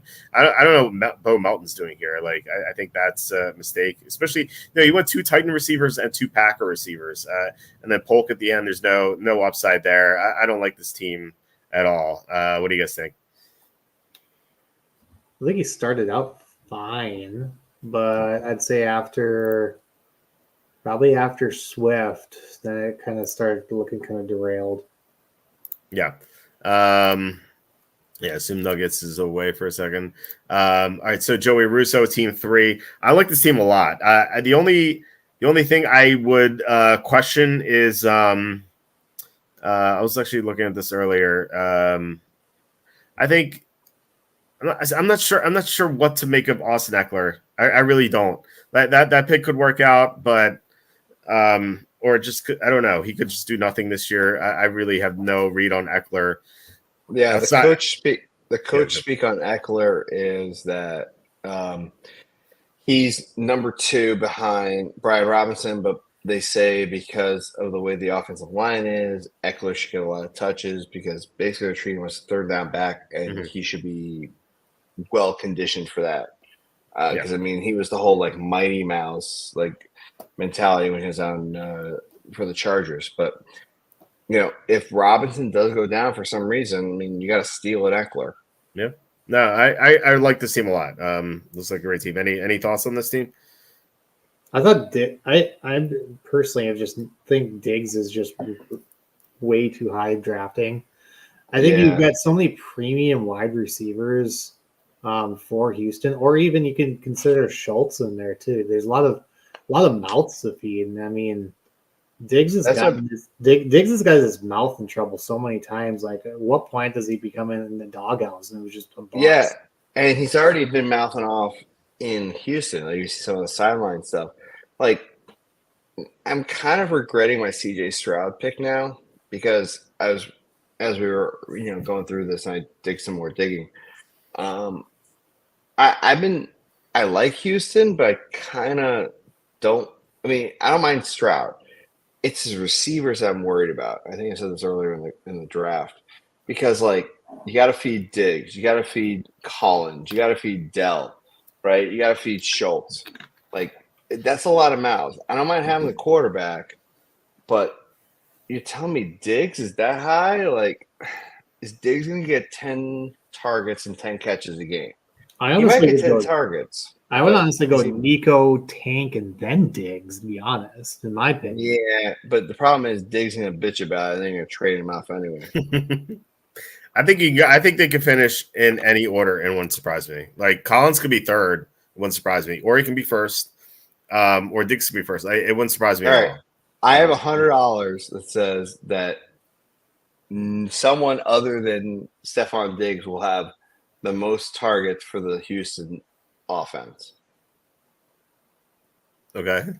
So it could be Nico, it could be Tank, it could be somebody else, but I don't think Stephon Diggs will have the most targets of the Houston offense.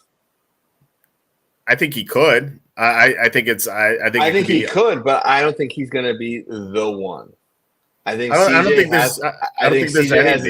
will be the one either. I don't think there's any the one. I think it's going to be someone new every week. But I think CJ has a binky. Like I don't think so. I think CJ's above that. I think week 1 Collins could go off. We saw it last year. It was like Collins 1 week, Dell the next week, Dell the other week. Exactly. Right. Exactly. Yes. I think that's what's going to be. Yeah. Joey made a good comment here too. He says, again, I took Diggs in the 4th round, and he makes a good point. Like, who else are you going to pick in the 4th round when you've got so many wide receivers out there? I mean, not him. I go tight end. I would rather grab McBride. I would rather grab Kincaid because you don't know what's happening in Buffalo, because you could either grab Coleman, because who is number 1 in Buffalo right now? It's either Kincaid, Knox, or it's Coleman, right? So I would rather grab another position of need, because at the time you got Breece Hall, you got Olave, you got Walker. Diggs, I'm not going there. So I would rather grab somebody else. Hell, I'd rather grab Aaron Rodgers or somebody. Not Aaron Rodgers. Terrible. Sorry, my bad. I was like, wait.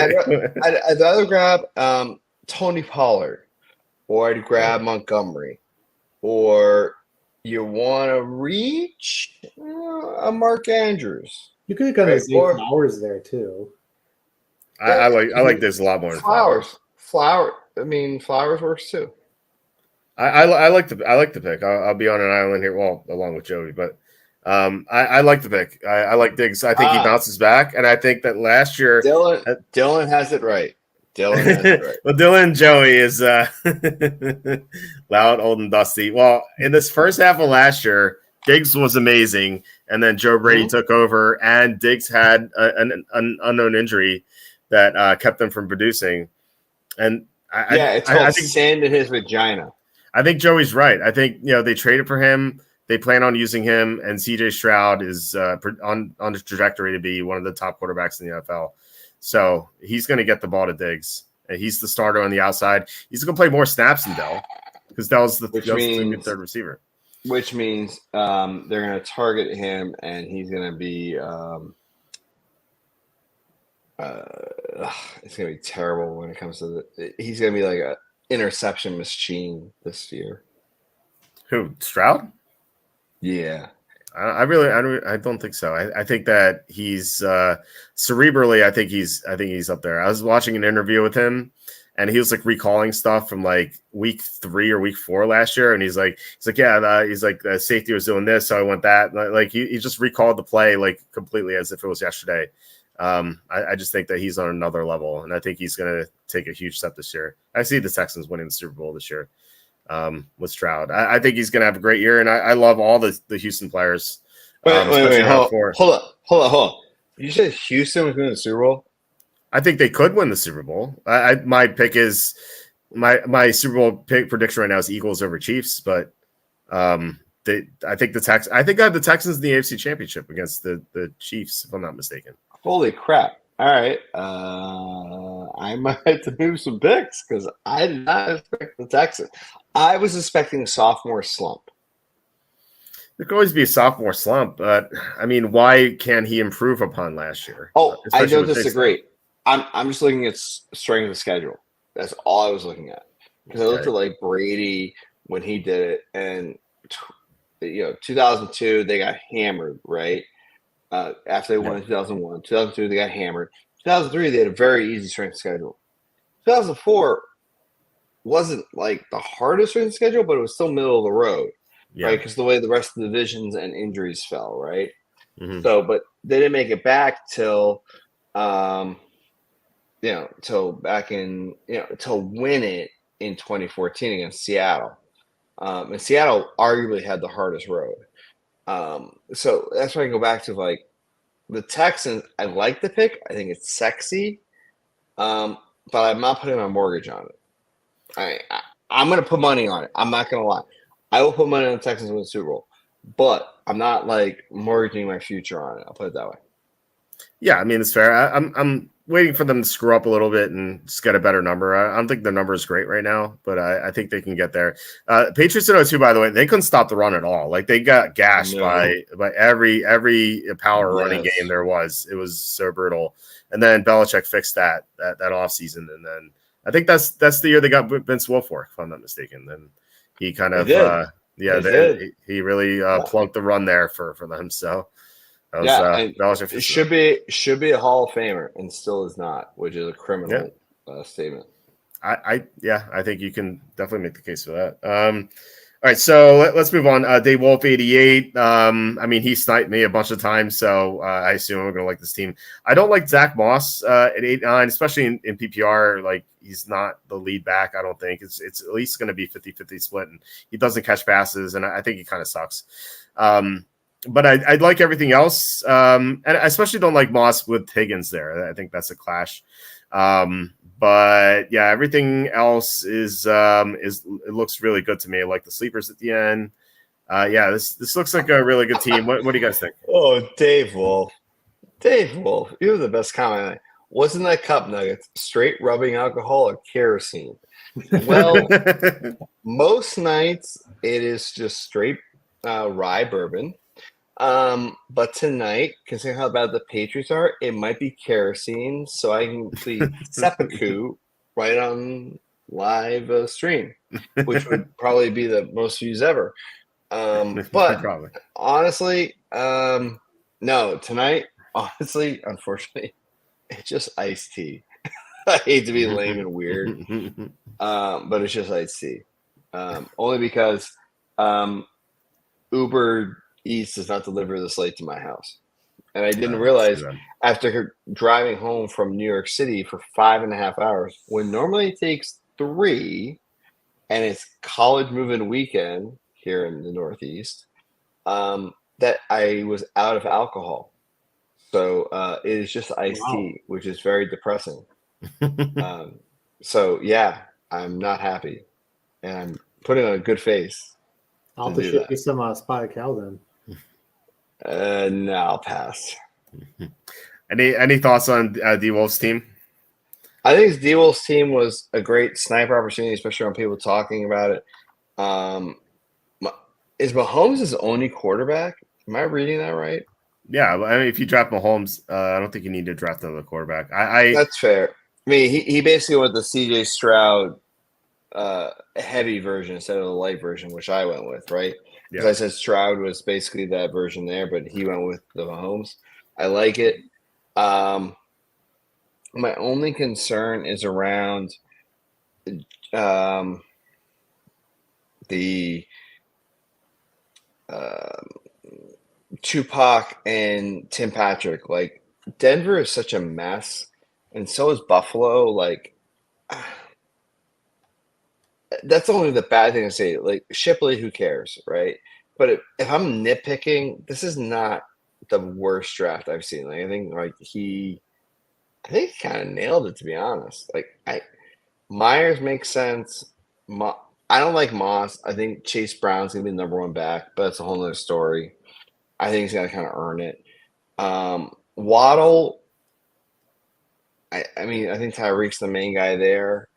But then again, your options, you could have gone Collins or London because I think they have a better schedule than Waddle, but that's a whole other story. Higgins makes sense, but he's a little bit disgruntled. Christian Kirk, did somebody just get like, I feel like, oh no, Zay Jones. My bad. Zay Jones. Zay Jones was like, someone having him. He got suspended because in Arizona for like 5 games, right? Yeah. But I like Christian Kirk. He's number one offense, number one weapon. No, I honestly, D Wolf, I think, kind of killed it. I can't find anything negative that is like, oh my god, why did you go that route? So, my opinion, you're gonna hate this. I hate his team. I do not like this team. No, because he sniped your ass. That's why. No, I think Waddle is in the pyramid scheme. I think. Oh God, here we go. I think he's in the pyramid scheme where Tyreek Hill is the main guy, and Waddle is just out there to be like, okay, he's just like 5th option or whatever he is out there. I feel like there's a lot of old guys on this team where I'm just like, I just don't like it. Define old. Can you define old for me? Okay, anyone over 30? Mixon is an old running back. He couldn't stick with the Bengals for gosh sakes. Like, okay, but that's Mixon. Okay, so that you have T. Higgins. I get where you're at with T. Higgins there, but okay, let's go down like the order here. Robinson. Are we in the same universe? Waddle. Okay, in his position, Waddle over Olave. I would have picked Olave. Wrong. I like Waddle. I like Waddle. Yeah. Let's play a game. How wrong is Butters? Okay, when he would have picked Mixon, I would have picked Aaron Jones right there. You're on crack. I would have picked Aaron Jones over Mixon right there because Aaron Jones, you're going to see more snaps. He's so injury prone though, Jones. Like exactly. Yeah, but he's a generational talent when he's healthy. This is the Packers bias coming through. No, I was pissed when they got rid of him because I was like, why? I think Aaron Jones is still better than Josh Jacobs. Because Aaron Jones is more injury prone. You just said it. That's why they got rid of him. When he's healthy, he's a generational talent. It's like the reason why the Lions got rid of Swift and for Gibbs. Like Swift is a great player when healthy, but he just can't stay healthy. So the Lions just he can't. He's a concussion waiting to happen. That's why he's on his 3rd team in 3 years. Yeah, and it's the same thing with Jones. Like you can't count on that guy. Now, in the fourth round, I like him 304. I don't think you could take him at 304. I think that wrecks your team if he plays 5, 6, 7 games. Like you just can't win that way. Okay, you could have picked Drake. No. Let's see, we're going there. Okay, then you could pick Deebo Samuel over Mixon, and maybe gotten Kamara. You could have possibly gotten Kamara in the 4th then, or I don't know. I felt like you had a lot better options there. I don't like Jamal Williams, or excuse me, Javonte Williams. I think Wait, I love him. I love him. Yeah, I like. I think he had the same. I think he had the same injury that Carson Wentz had, and I think it's going to hurt him I think it's going to hurt him long term. What, an ACL? Yeah, he's the second year off of it. It's not his first year; it's his second year.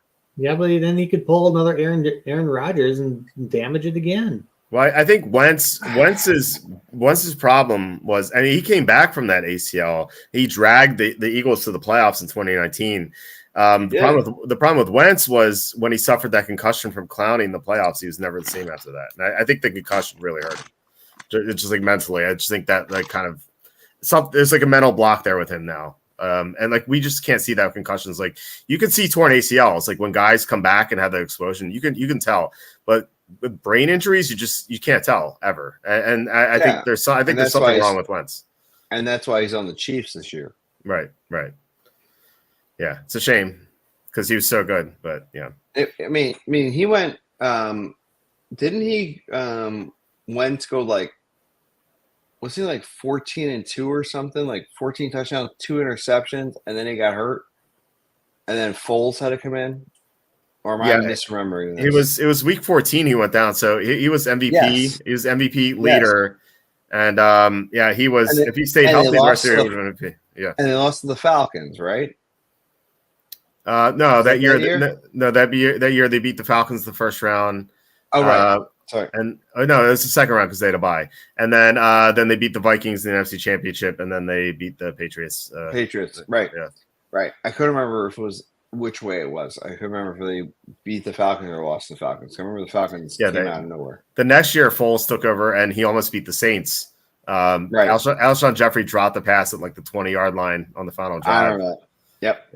Yep. And you're the Eagles historian. That's why I refer to you. Yeah, it would have been like they were so close to being Nick Foles versus Tom Brady 2.0. Like it would have been another ever compare Nick Foles to Tom Brady. I didn't compare them. I didn't compare them. I said there's going to be a second matchup. Brady has right? How many? I didn't compare them. I said it was going to be. How many were Patriots? Okay. Remy, how many Aaron Rodgers got? Butters? I said it was going to be the. I said it was going to be the second. How many Aaron Rodgers got? I said it was going to be the second matchup between Brady and Foles in the Super Bowl. I didn't compare them. I'll never compare Foles. I see the comments by Dylan and Dave. I will die on this hill saying Waddle is not a league winner. He's not. I love Waddle. I love. Wow. I'll die on my own hill then. Okay. Wolf. Wow. That's uncalled for. I mean, if anyone's drinking cleaning supplies, I wish I was. This is the first draft I've ever drafted Pitts. The first draft. The fact you drafted Pitts should have you ostracized and have your nuts cut off. This is literally the first draft I've ever drafted Pitts. Honestly, I want to queue up the History of the World Part 1, where it's like, do you draft Kyle Pitts? That'll be the meme. And guys that have an erection who go to the feather. And then we go spin back to tape. And if you have that erection, your dick gets cut off for picking Kyle Pitts. Spin back the tape. When I drafted Kyle Pitts, I said, "Okay, I'll take a chance at him." Because this is the first time I literally Dick Togo.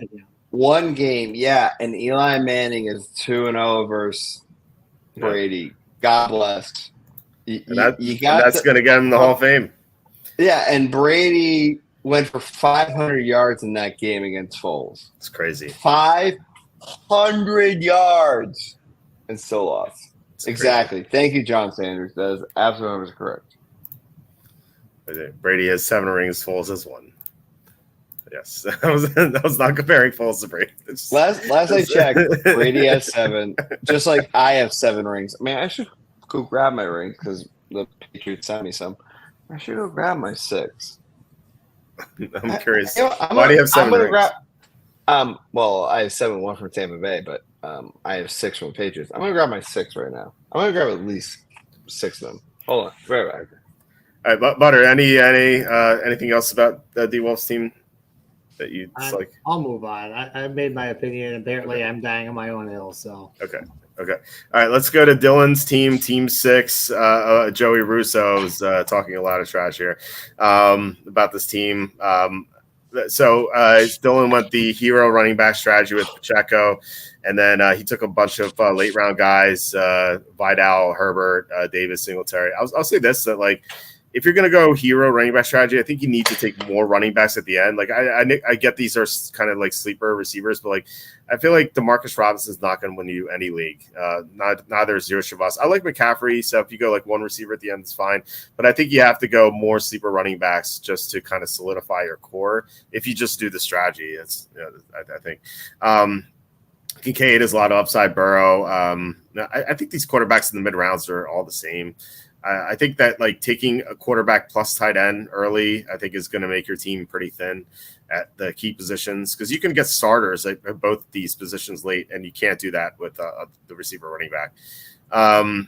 But as far as the may I interject because my 3 rings would like to interject.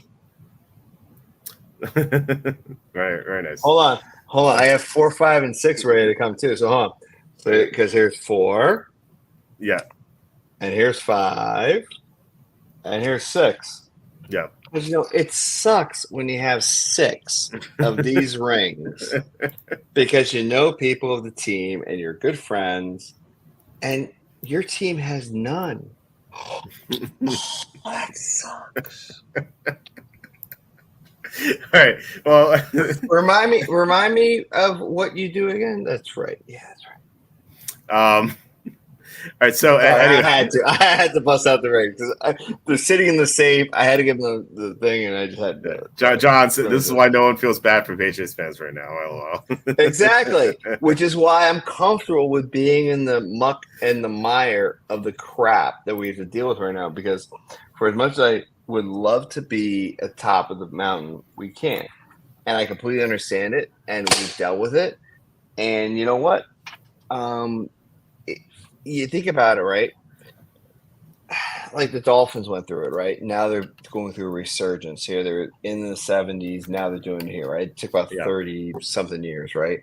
And now you're looking at the Patriots. And I think we're going to have like a 10-year lull before we come back, honestly. Dick is right. That the Patriots are old news. We completely are. I'm not going to deny that. I think we have so many problems and so many holes. And I think, honestly, like the fact that we were given such a barren tree. Oh, yeah, the Patriots are going to be great. We're going to work stuff out. We have a rookie head coach who doesn't know how to coach. We have no offensive line. And we have $50 million in cap space that we did nothing with. So you're welcome, NFL. I'm so happy that you can destroy us now. John Sanders, the Chiefs might have a shot, but to get 6 in the next 3 years is going to be tough. I mean, look at Brady and Belichick. I mean, after they won 3, it took 10 years to win another.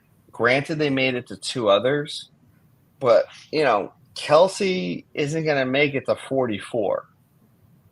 Right? I mean, and that's his binky. So there's a lot of ways that doesn't happen. The team on the come, I look at the Lions. I really do. Like, I know their coach is like a rah-rah coach, but the Lions, I think, could pull it off. They have a defense that could pull it off. I know the Niners are in win now mode, but you put that game in Detroit last year, I think Detroit could have pulled it out. They're up 17, and like everything that could have went wrong for them. Exactly. I think at home you get more comfortable. You just say, screw it, run the ball. Yeah. I think Detroit could have been there. Goff is so much better at home, too. 100%. Like, Goff in a dome, I will trust 24/7 over being outside. And it's proven because, like, he's got one of the worst quarterback ratings ever outside. Mm-hmm. Like, he needs to be in a dome. Yep. So, yeah, for sure. Anyway, I digress. But anyway, it's almost 1:00 in the morning, and I apologize. All right. Well, Dylan's team here is I like it. I mean, Odunze. I think Odunze instead of a running back. I think I'd do that. But yeah, I would. If you go light running back early, that's what I would take running backs late here. What do you guys think about this team? I don't think it's that bad. Nope. I actually kind of like Kincaid for the sheer fact of he could maybe be the Kelsey on that team because again they got really no wide receivers, so he could turn into Kelsey on that team. And it's kind of scary because you saw what happened with the Chiefs. They could pull the same exact scheme, to be completely honest. So, I mean, first 1, 2, 3, 4, 5, 6, 7. I like your first 7. I understand, like you were saying, that Walter did take the running backs you were looking for, but I don't think he made bad choices from that. However, I'm not a big Najee Harris fan because you've got Arthur Smith there. Najee Harris could be a bench warmer on that team. Who knows? But I mean, I get that you're kind of picking with what you got at that point too. But I mean, I like the skeleton of the team. Okay. Any thoughts, Nuggets, or do you want to move on? No, I don't disagree. No, I think Butters hit on the head. I think we're good. All right. John Tron, interesting that he paired Allen with Cook. Usually you don't see that, but if you're going to pair quarterback with the running back, it has to be one who catches a lot of passes. So it does make sense. What I don't like about this team is that he had a lot of dead picks in the middle rounds. So, for example, Ezekiel Elliott, not going to do anything for you. Sutton, he's going to have a major touchdown regression. He's not going to win you a league. Lockett is 31 and relies on speed, so he's going to be on the decline. Gibson, Gibson's not going to win you anything. Kendra Miller is the third running back in the Saints. You need more sleepers here. These are just picks that are not going to win anything for you. So pretty, good start, but bad finish here for John Shaw. What do you guys think?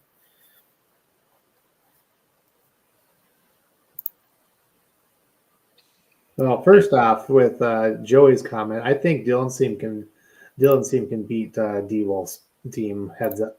So that's my opinion. I think D-Wall's team can beat all of us, but that's a whole other story. Yes, I'm with Nuggets there. Oh my God, I'll live in my own island. But moving on. When you live in Wisconsin, what do you expect? I mean, I expect Wisconsin to detach from the U.S. at this rate because you basically should be on your own island. Dylan's team is horrendous. I don't disagree. I think Dylan's team is decent. Is it going to win him anything? Joey, listen. Are you looking to win money, or are you looking to clean up? I think is the question.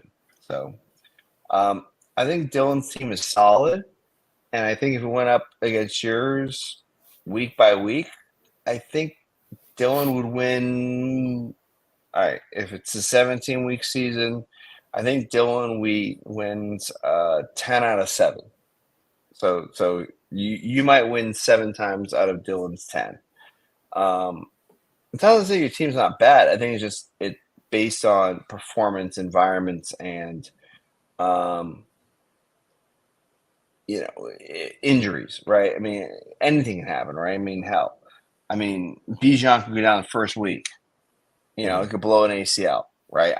Again, making it up. Mahomes has known to have a bad knee injury, right? And he was out for 3 games. I remember because I was in a Vegas strip club.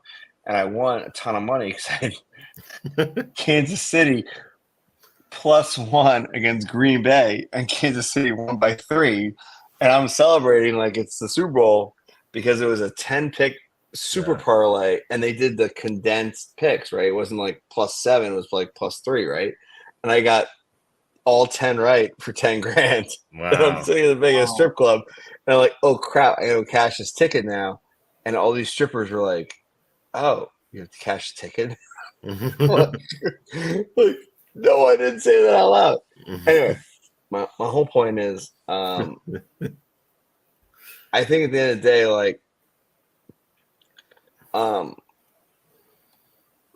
you made the best decisions possible, and there are worse things you could have done.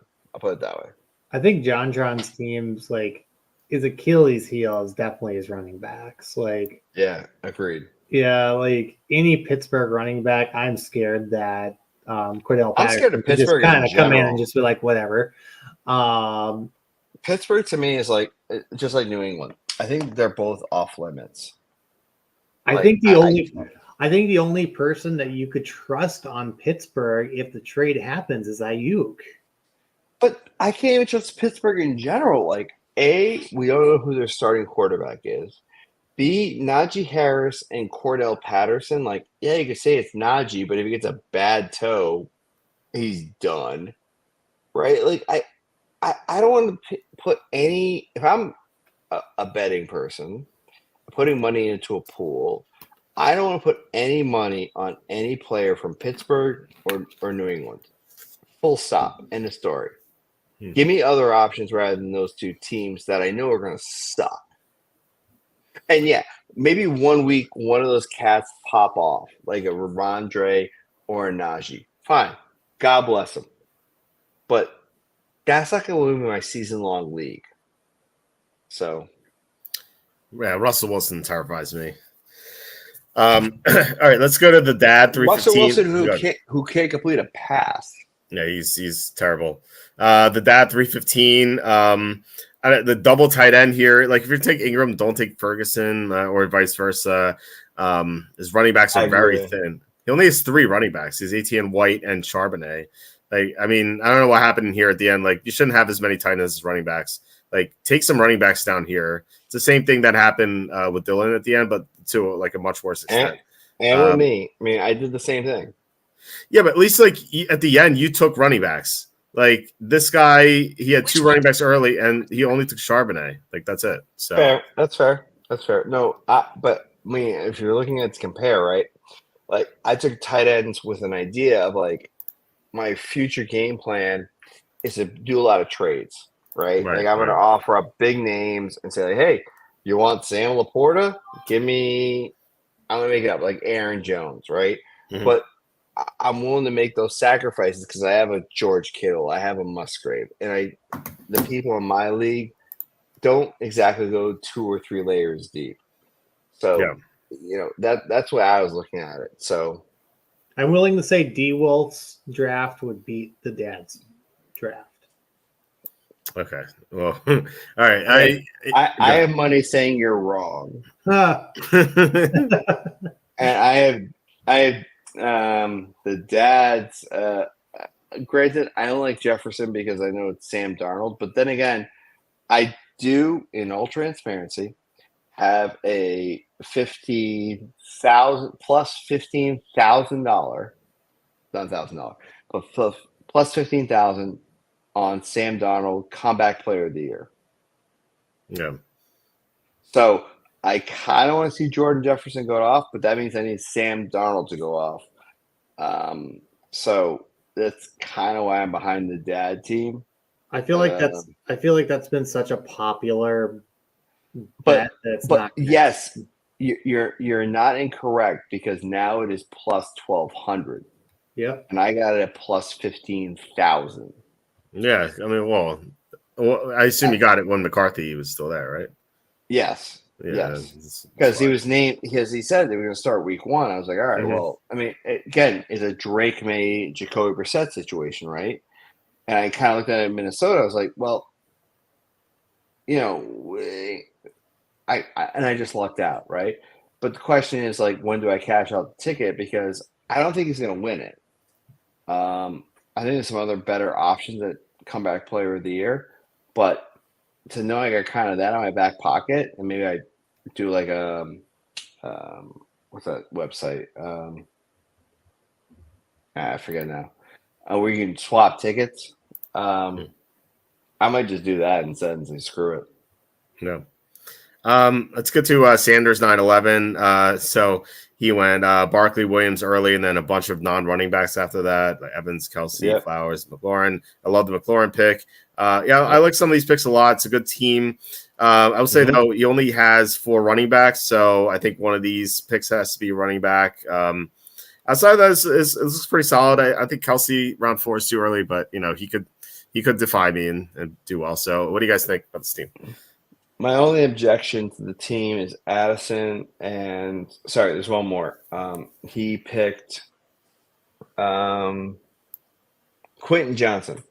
Granted, I don't mind the flyer on that, but I have yet to see him catch a football. No, it is around 16. But I have yet to see any Charger wide receiver catch a football. I saw Keenan Allen do it. I saw Mike Williams do it, but they're no longer on the team. So who's catching the ball? And Palmer? Not really. And I haven't seen Quentin Johnson do it. So maybe I'm crazy, but I think it's not a flashy team, but I think it's a consistent team. Like if you're consistently in the basement. What's that? Consistently in the basement. It seems good, I think. I think it's. I think his team is good. I think the Chargers suck. If you're against a team that's a boom bust, they bust. I think you're going to win easily. Yeah, I think if you're going to put money on any team, I think you bet against the Patriots and you bet against the Chargers this year. I think Chargers won their favorite. As an underdog, I think they could be okay. I don't. It depends on Herbert's plantar fascia injury, so which is kind of a big deal. I got a weird feeling they're just gonna, given Herbert's history, I just got a weird feeling he's gonna tap out after a game or two. No, yeah, I can see it. All right, so let's go to Slew's team.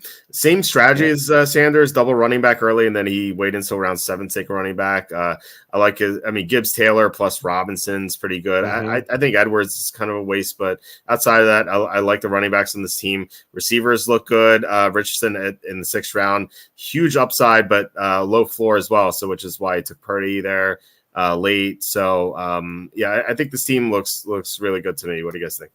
I think the strategy was good there. I like the late Njoku pick, just waiting on your tight end, and then being Njoku was actually big. I thought about picking Njoku probably. Let's see, that was round 12. I was considering pick him around 7 or 8. So I thought that was a steal for him. Yeah, he's going way too late. But no, I like the strategy. I'm not a big fan of Pickens, but I get it because if Ayuk doesn't go there, okay, he's your main guy. And Richardson, I mean, if he doesn't get hurt, he's got a high ceiling. I'm not big on Robinson, but I get what you're doing there. So, I mean, I think it was a very smart draft. Mm-hmm. I completely agree. I like the Gus Edwards pick because I think the Chargers will run the ball a lot. So if somebody goes down with an injury, you do them in their RB1. I mean, he basically has 4 RB1s, right? Gibbs, Taylor, Robinson, Edwards, right? So if nobody gets hurt or somebody gets hurt, he's kind of covered, right? Njoku, I think, is a great sneaky pick because everyone's going for the flashiness of Bowers or Goddard or Ingram, right? But I think Njoku is kind of established in that offense. The Indy defense is kind of weird to me, but I'm nitpicking here at this rate. But it seems like a very kind of Colts heavy because he picked Matt Gay as the kicker. Yeah. Well, Richardson, Pittman, Colts defense, and Gay. The only one I don't disagree and Taylor. That's I'm just looking at Taylor, Pittman, and Richardson from the same team. It's the only thing I disagree with is Pickens. If I'm nitpicking, I would have grabbed Flowers or Tank Dell or Higgins or another tight end like a Mark Andrews or Dalton Kincaid. And the only reason I'm saying that is because Pickens, I don't know who the quarterback is. There's no guarantee that Pickens is going to be a 7-catch, 100-yard, and a touchdown player every game. Mm-hmm. Give me somebody else who is, right? Or give me somebody else more concentrated offense, right? And I look at the McLaurin's, I look at Keenan Allen, I look at Ridley, or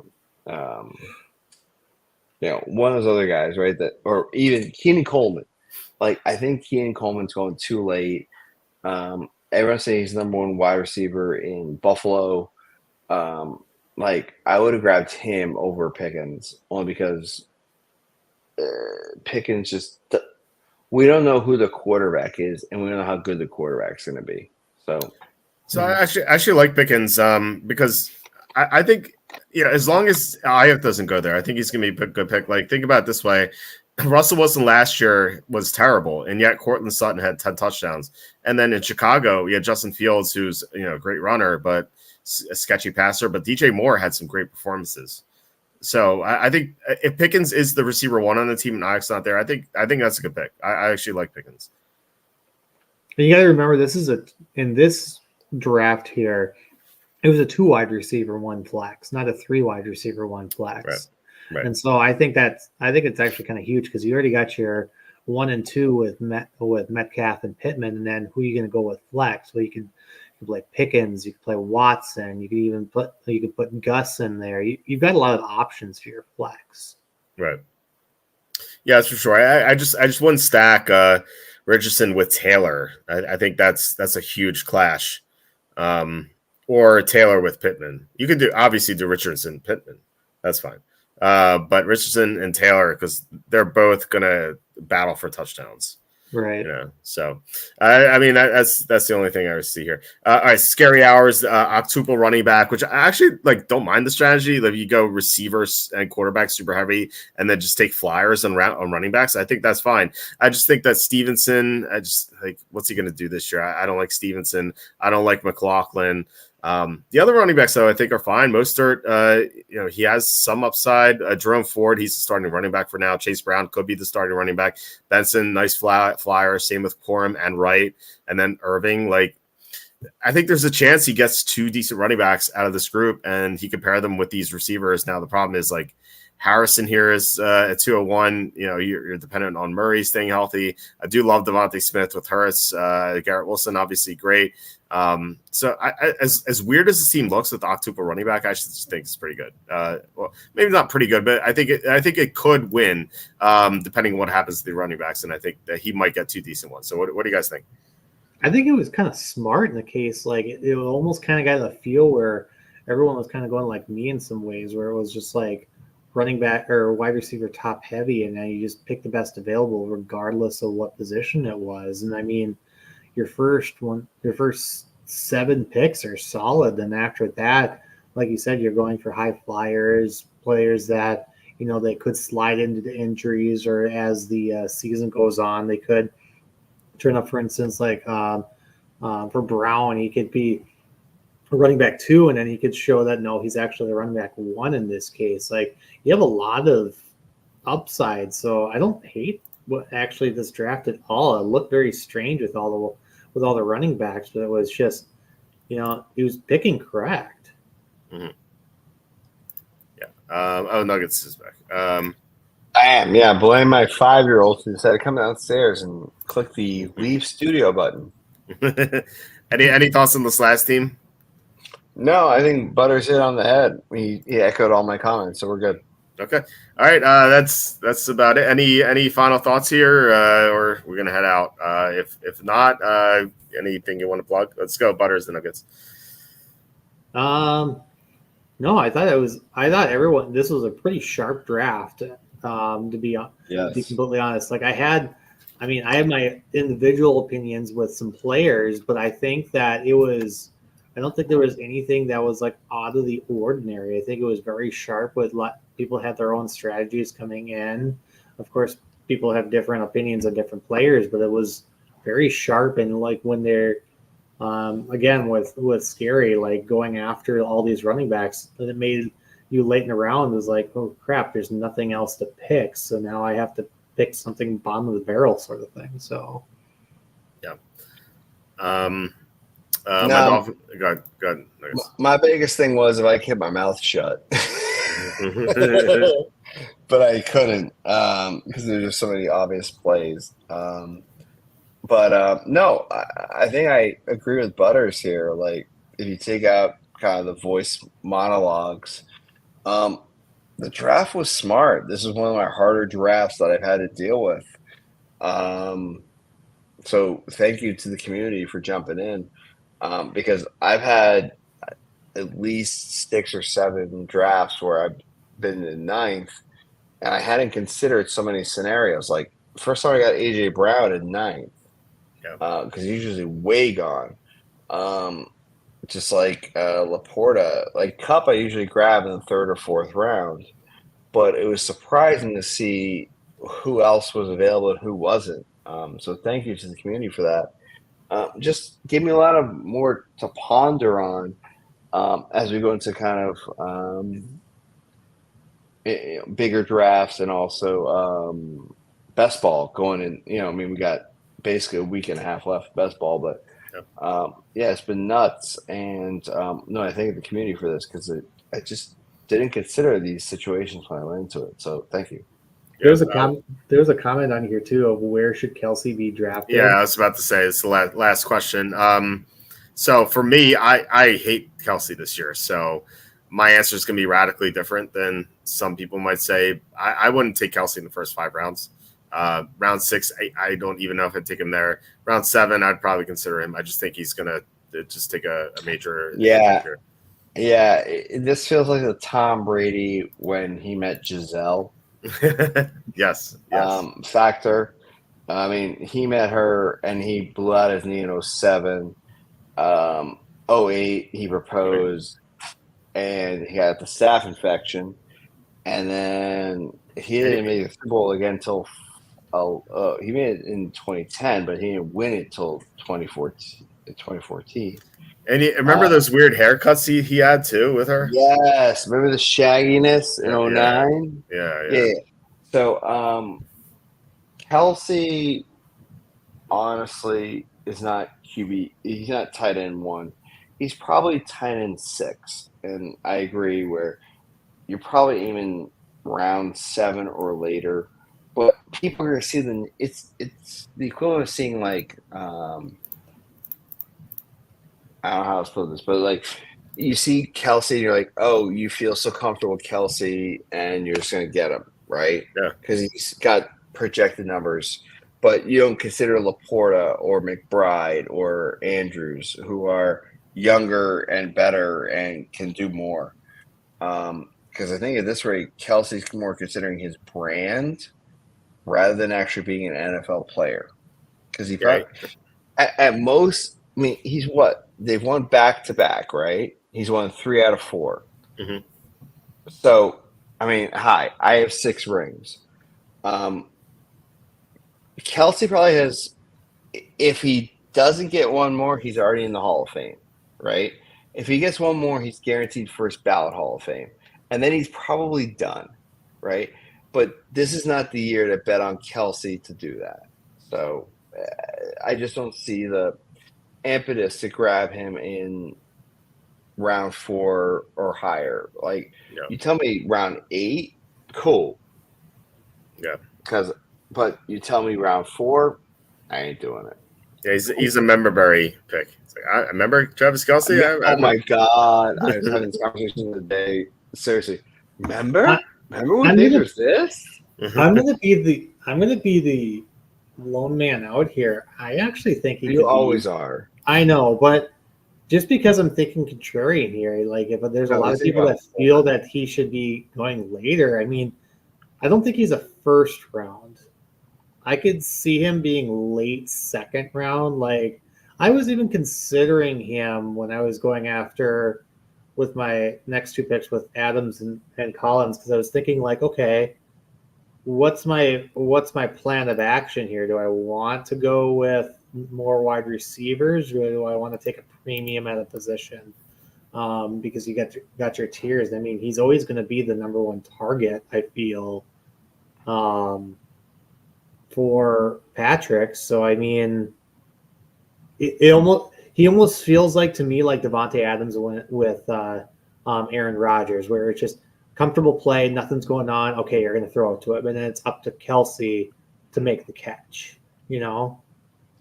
something. Yeah, that Kelsey would make just the like point. George Kittle in San Francisco. I mean, it was like Gronk when Gronk came back with the Bucks. I mean, it was still the same. It was almost still the same Gronk. He was still making touchdowns.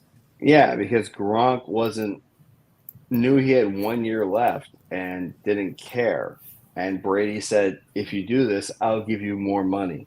Because Brady gave him an extra $5 million to show up.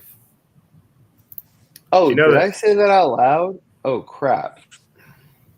But then again, when you have these, you know things. Did you know that Gronk is only 1 year older than Kelsey? Yeah, it's scary. Really? Oh, yeah, it's crazy, isn't it? But yeah, Kelsey did 4 years, right? Yeah, Kelsey's 34, Gronk's 35. No, but Kelsey did 4 years in college. Oh yeah. And Gronk only did 2 because of his surgeries, right? Yeah. So yeah. Yeah, it's kind of wild. Anyway, that's it for today's show. Please hit like, subscribe, comment below, share this video, visit the link in the description of the merch store. Thank you so much, John, for the 222 super chat. Just really appreciate it. Thank you for your support as always. We're gonna be back tomorrow with another fantasy draft. We're gonna do fantasy drafts tomorrow, Wednesday, and Thursday, and that's it. I said every show in August we're gonna do a fantasy draft, and cut my word. So we have 3 more to go.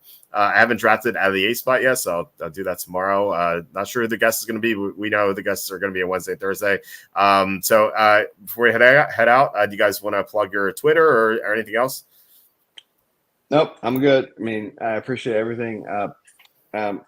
Coy, I think you just said it always, because he's a big supporter of WalterFootball. No, I mean, I think you guys killing it on all the draft mojo and everything. And if it wasn't for your breakdowns, I think I have a much harder fantasy season. I'll put it that way. Nice. Because I found some good sleepers this year. Everyone's literally sleeping on them. I'm like, I'm going to snipe everybody. And then when they break out, I'm going to trade them for big chips and go from there. So, nice. Because I got a lot of 12th in my fantasy drafts, or 11, because I suck at human competition. So there you go. What the hell? Yeah. So Josh, real fast, CeeDee Lamb fell to me at 1.7. My $2,000 first prize. Jesus Christ. My buddies from high school were too afraid to draft him, probably because he wasn't signed. I knew he would sign his deal come Monday. So yeah, congrats to that, Josh. That's nice job Josh, giving it 107. Put a shirt on instead of showing your dick. That's congrats, Josh. Hope you win that $2,000 prize. I hope you do. And if you do, I want to cut. Because I don't want to see that picture again. Because I mean, I respect, because I will never ever have that body. But dude. Yeah, well, it's I once upon a time when I did sports in college, I used to have that, but now I'm 42, and that's long gone. Yeah, I'm 44, and I don't have that. So it's gone. I literally have a rubber tire in front of my face. Yeah, thanks. It's all downhill from here. All right, Butters, want to plug anything? I got nothing much to plug about myself, but just gratitude for coming for having the opportunity to come on and everything. Walter, you've really done a lot throughout the many years, and you deserve a lot more credit than a lot of people. We're just happy to be here.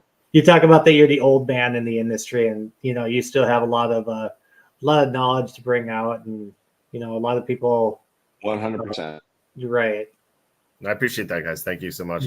Thank you for putting up with us. We appreciate it. Well, I'd love to have you guys on during the season. I've been playing fantasy football for 25 years. So yes, set up. Yeah.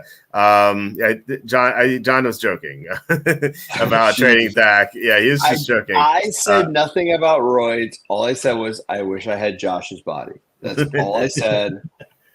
Because he's playing for 25 years. I've played my dick for 25 years. I haven't done as much as Josh has. I hope we got a laugh out of that.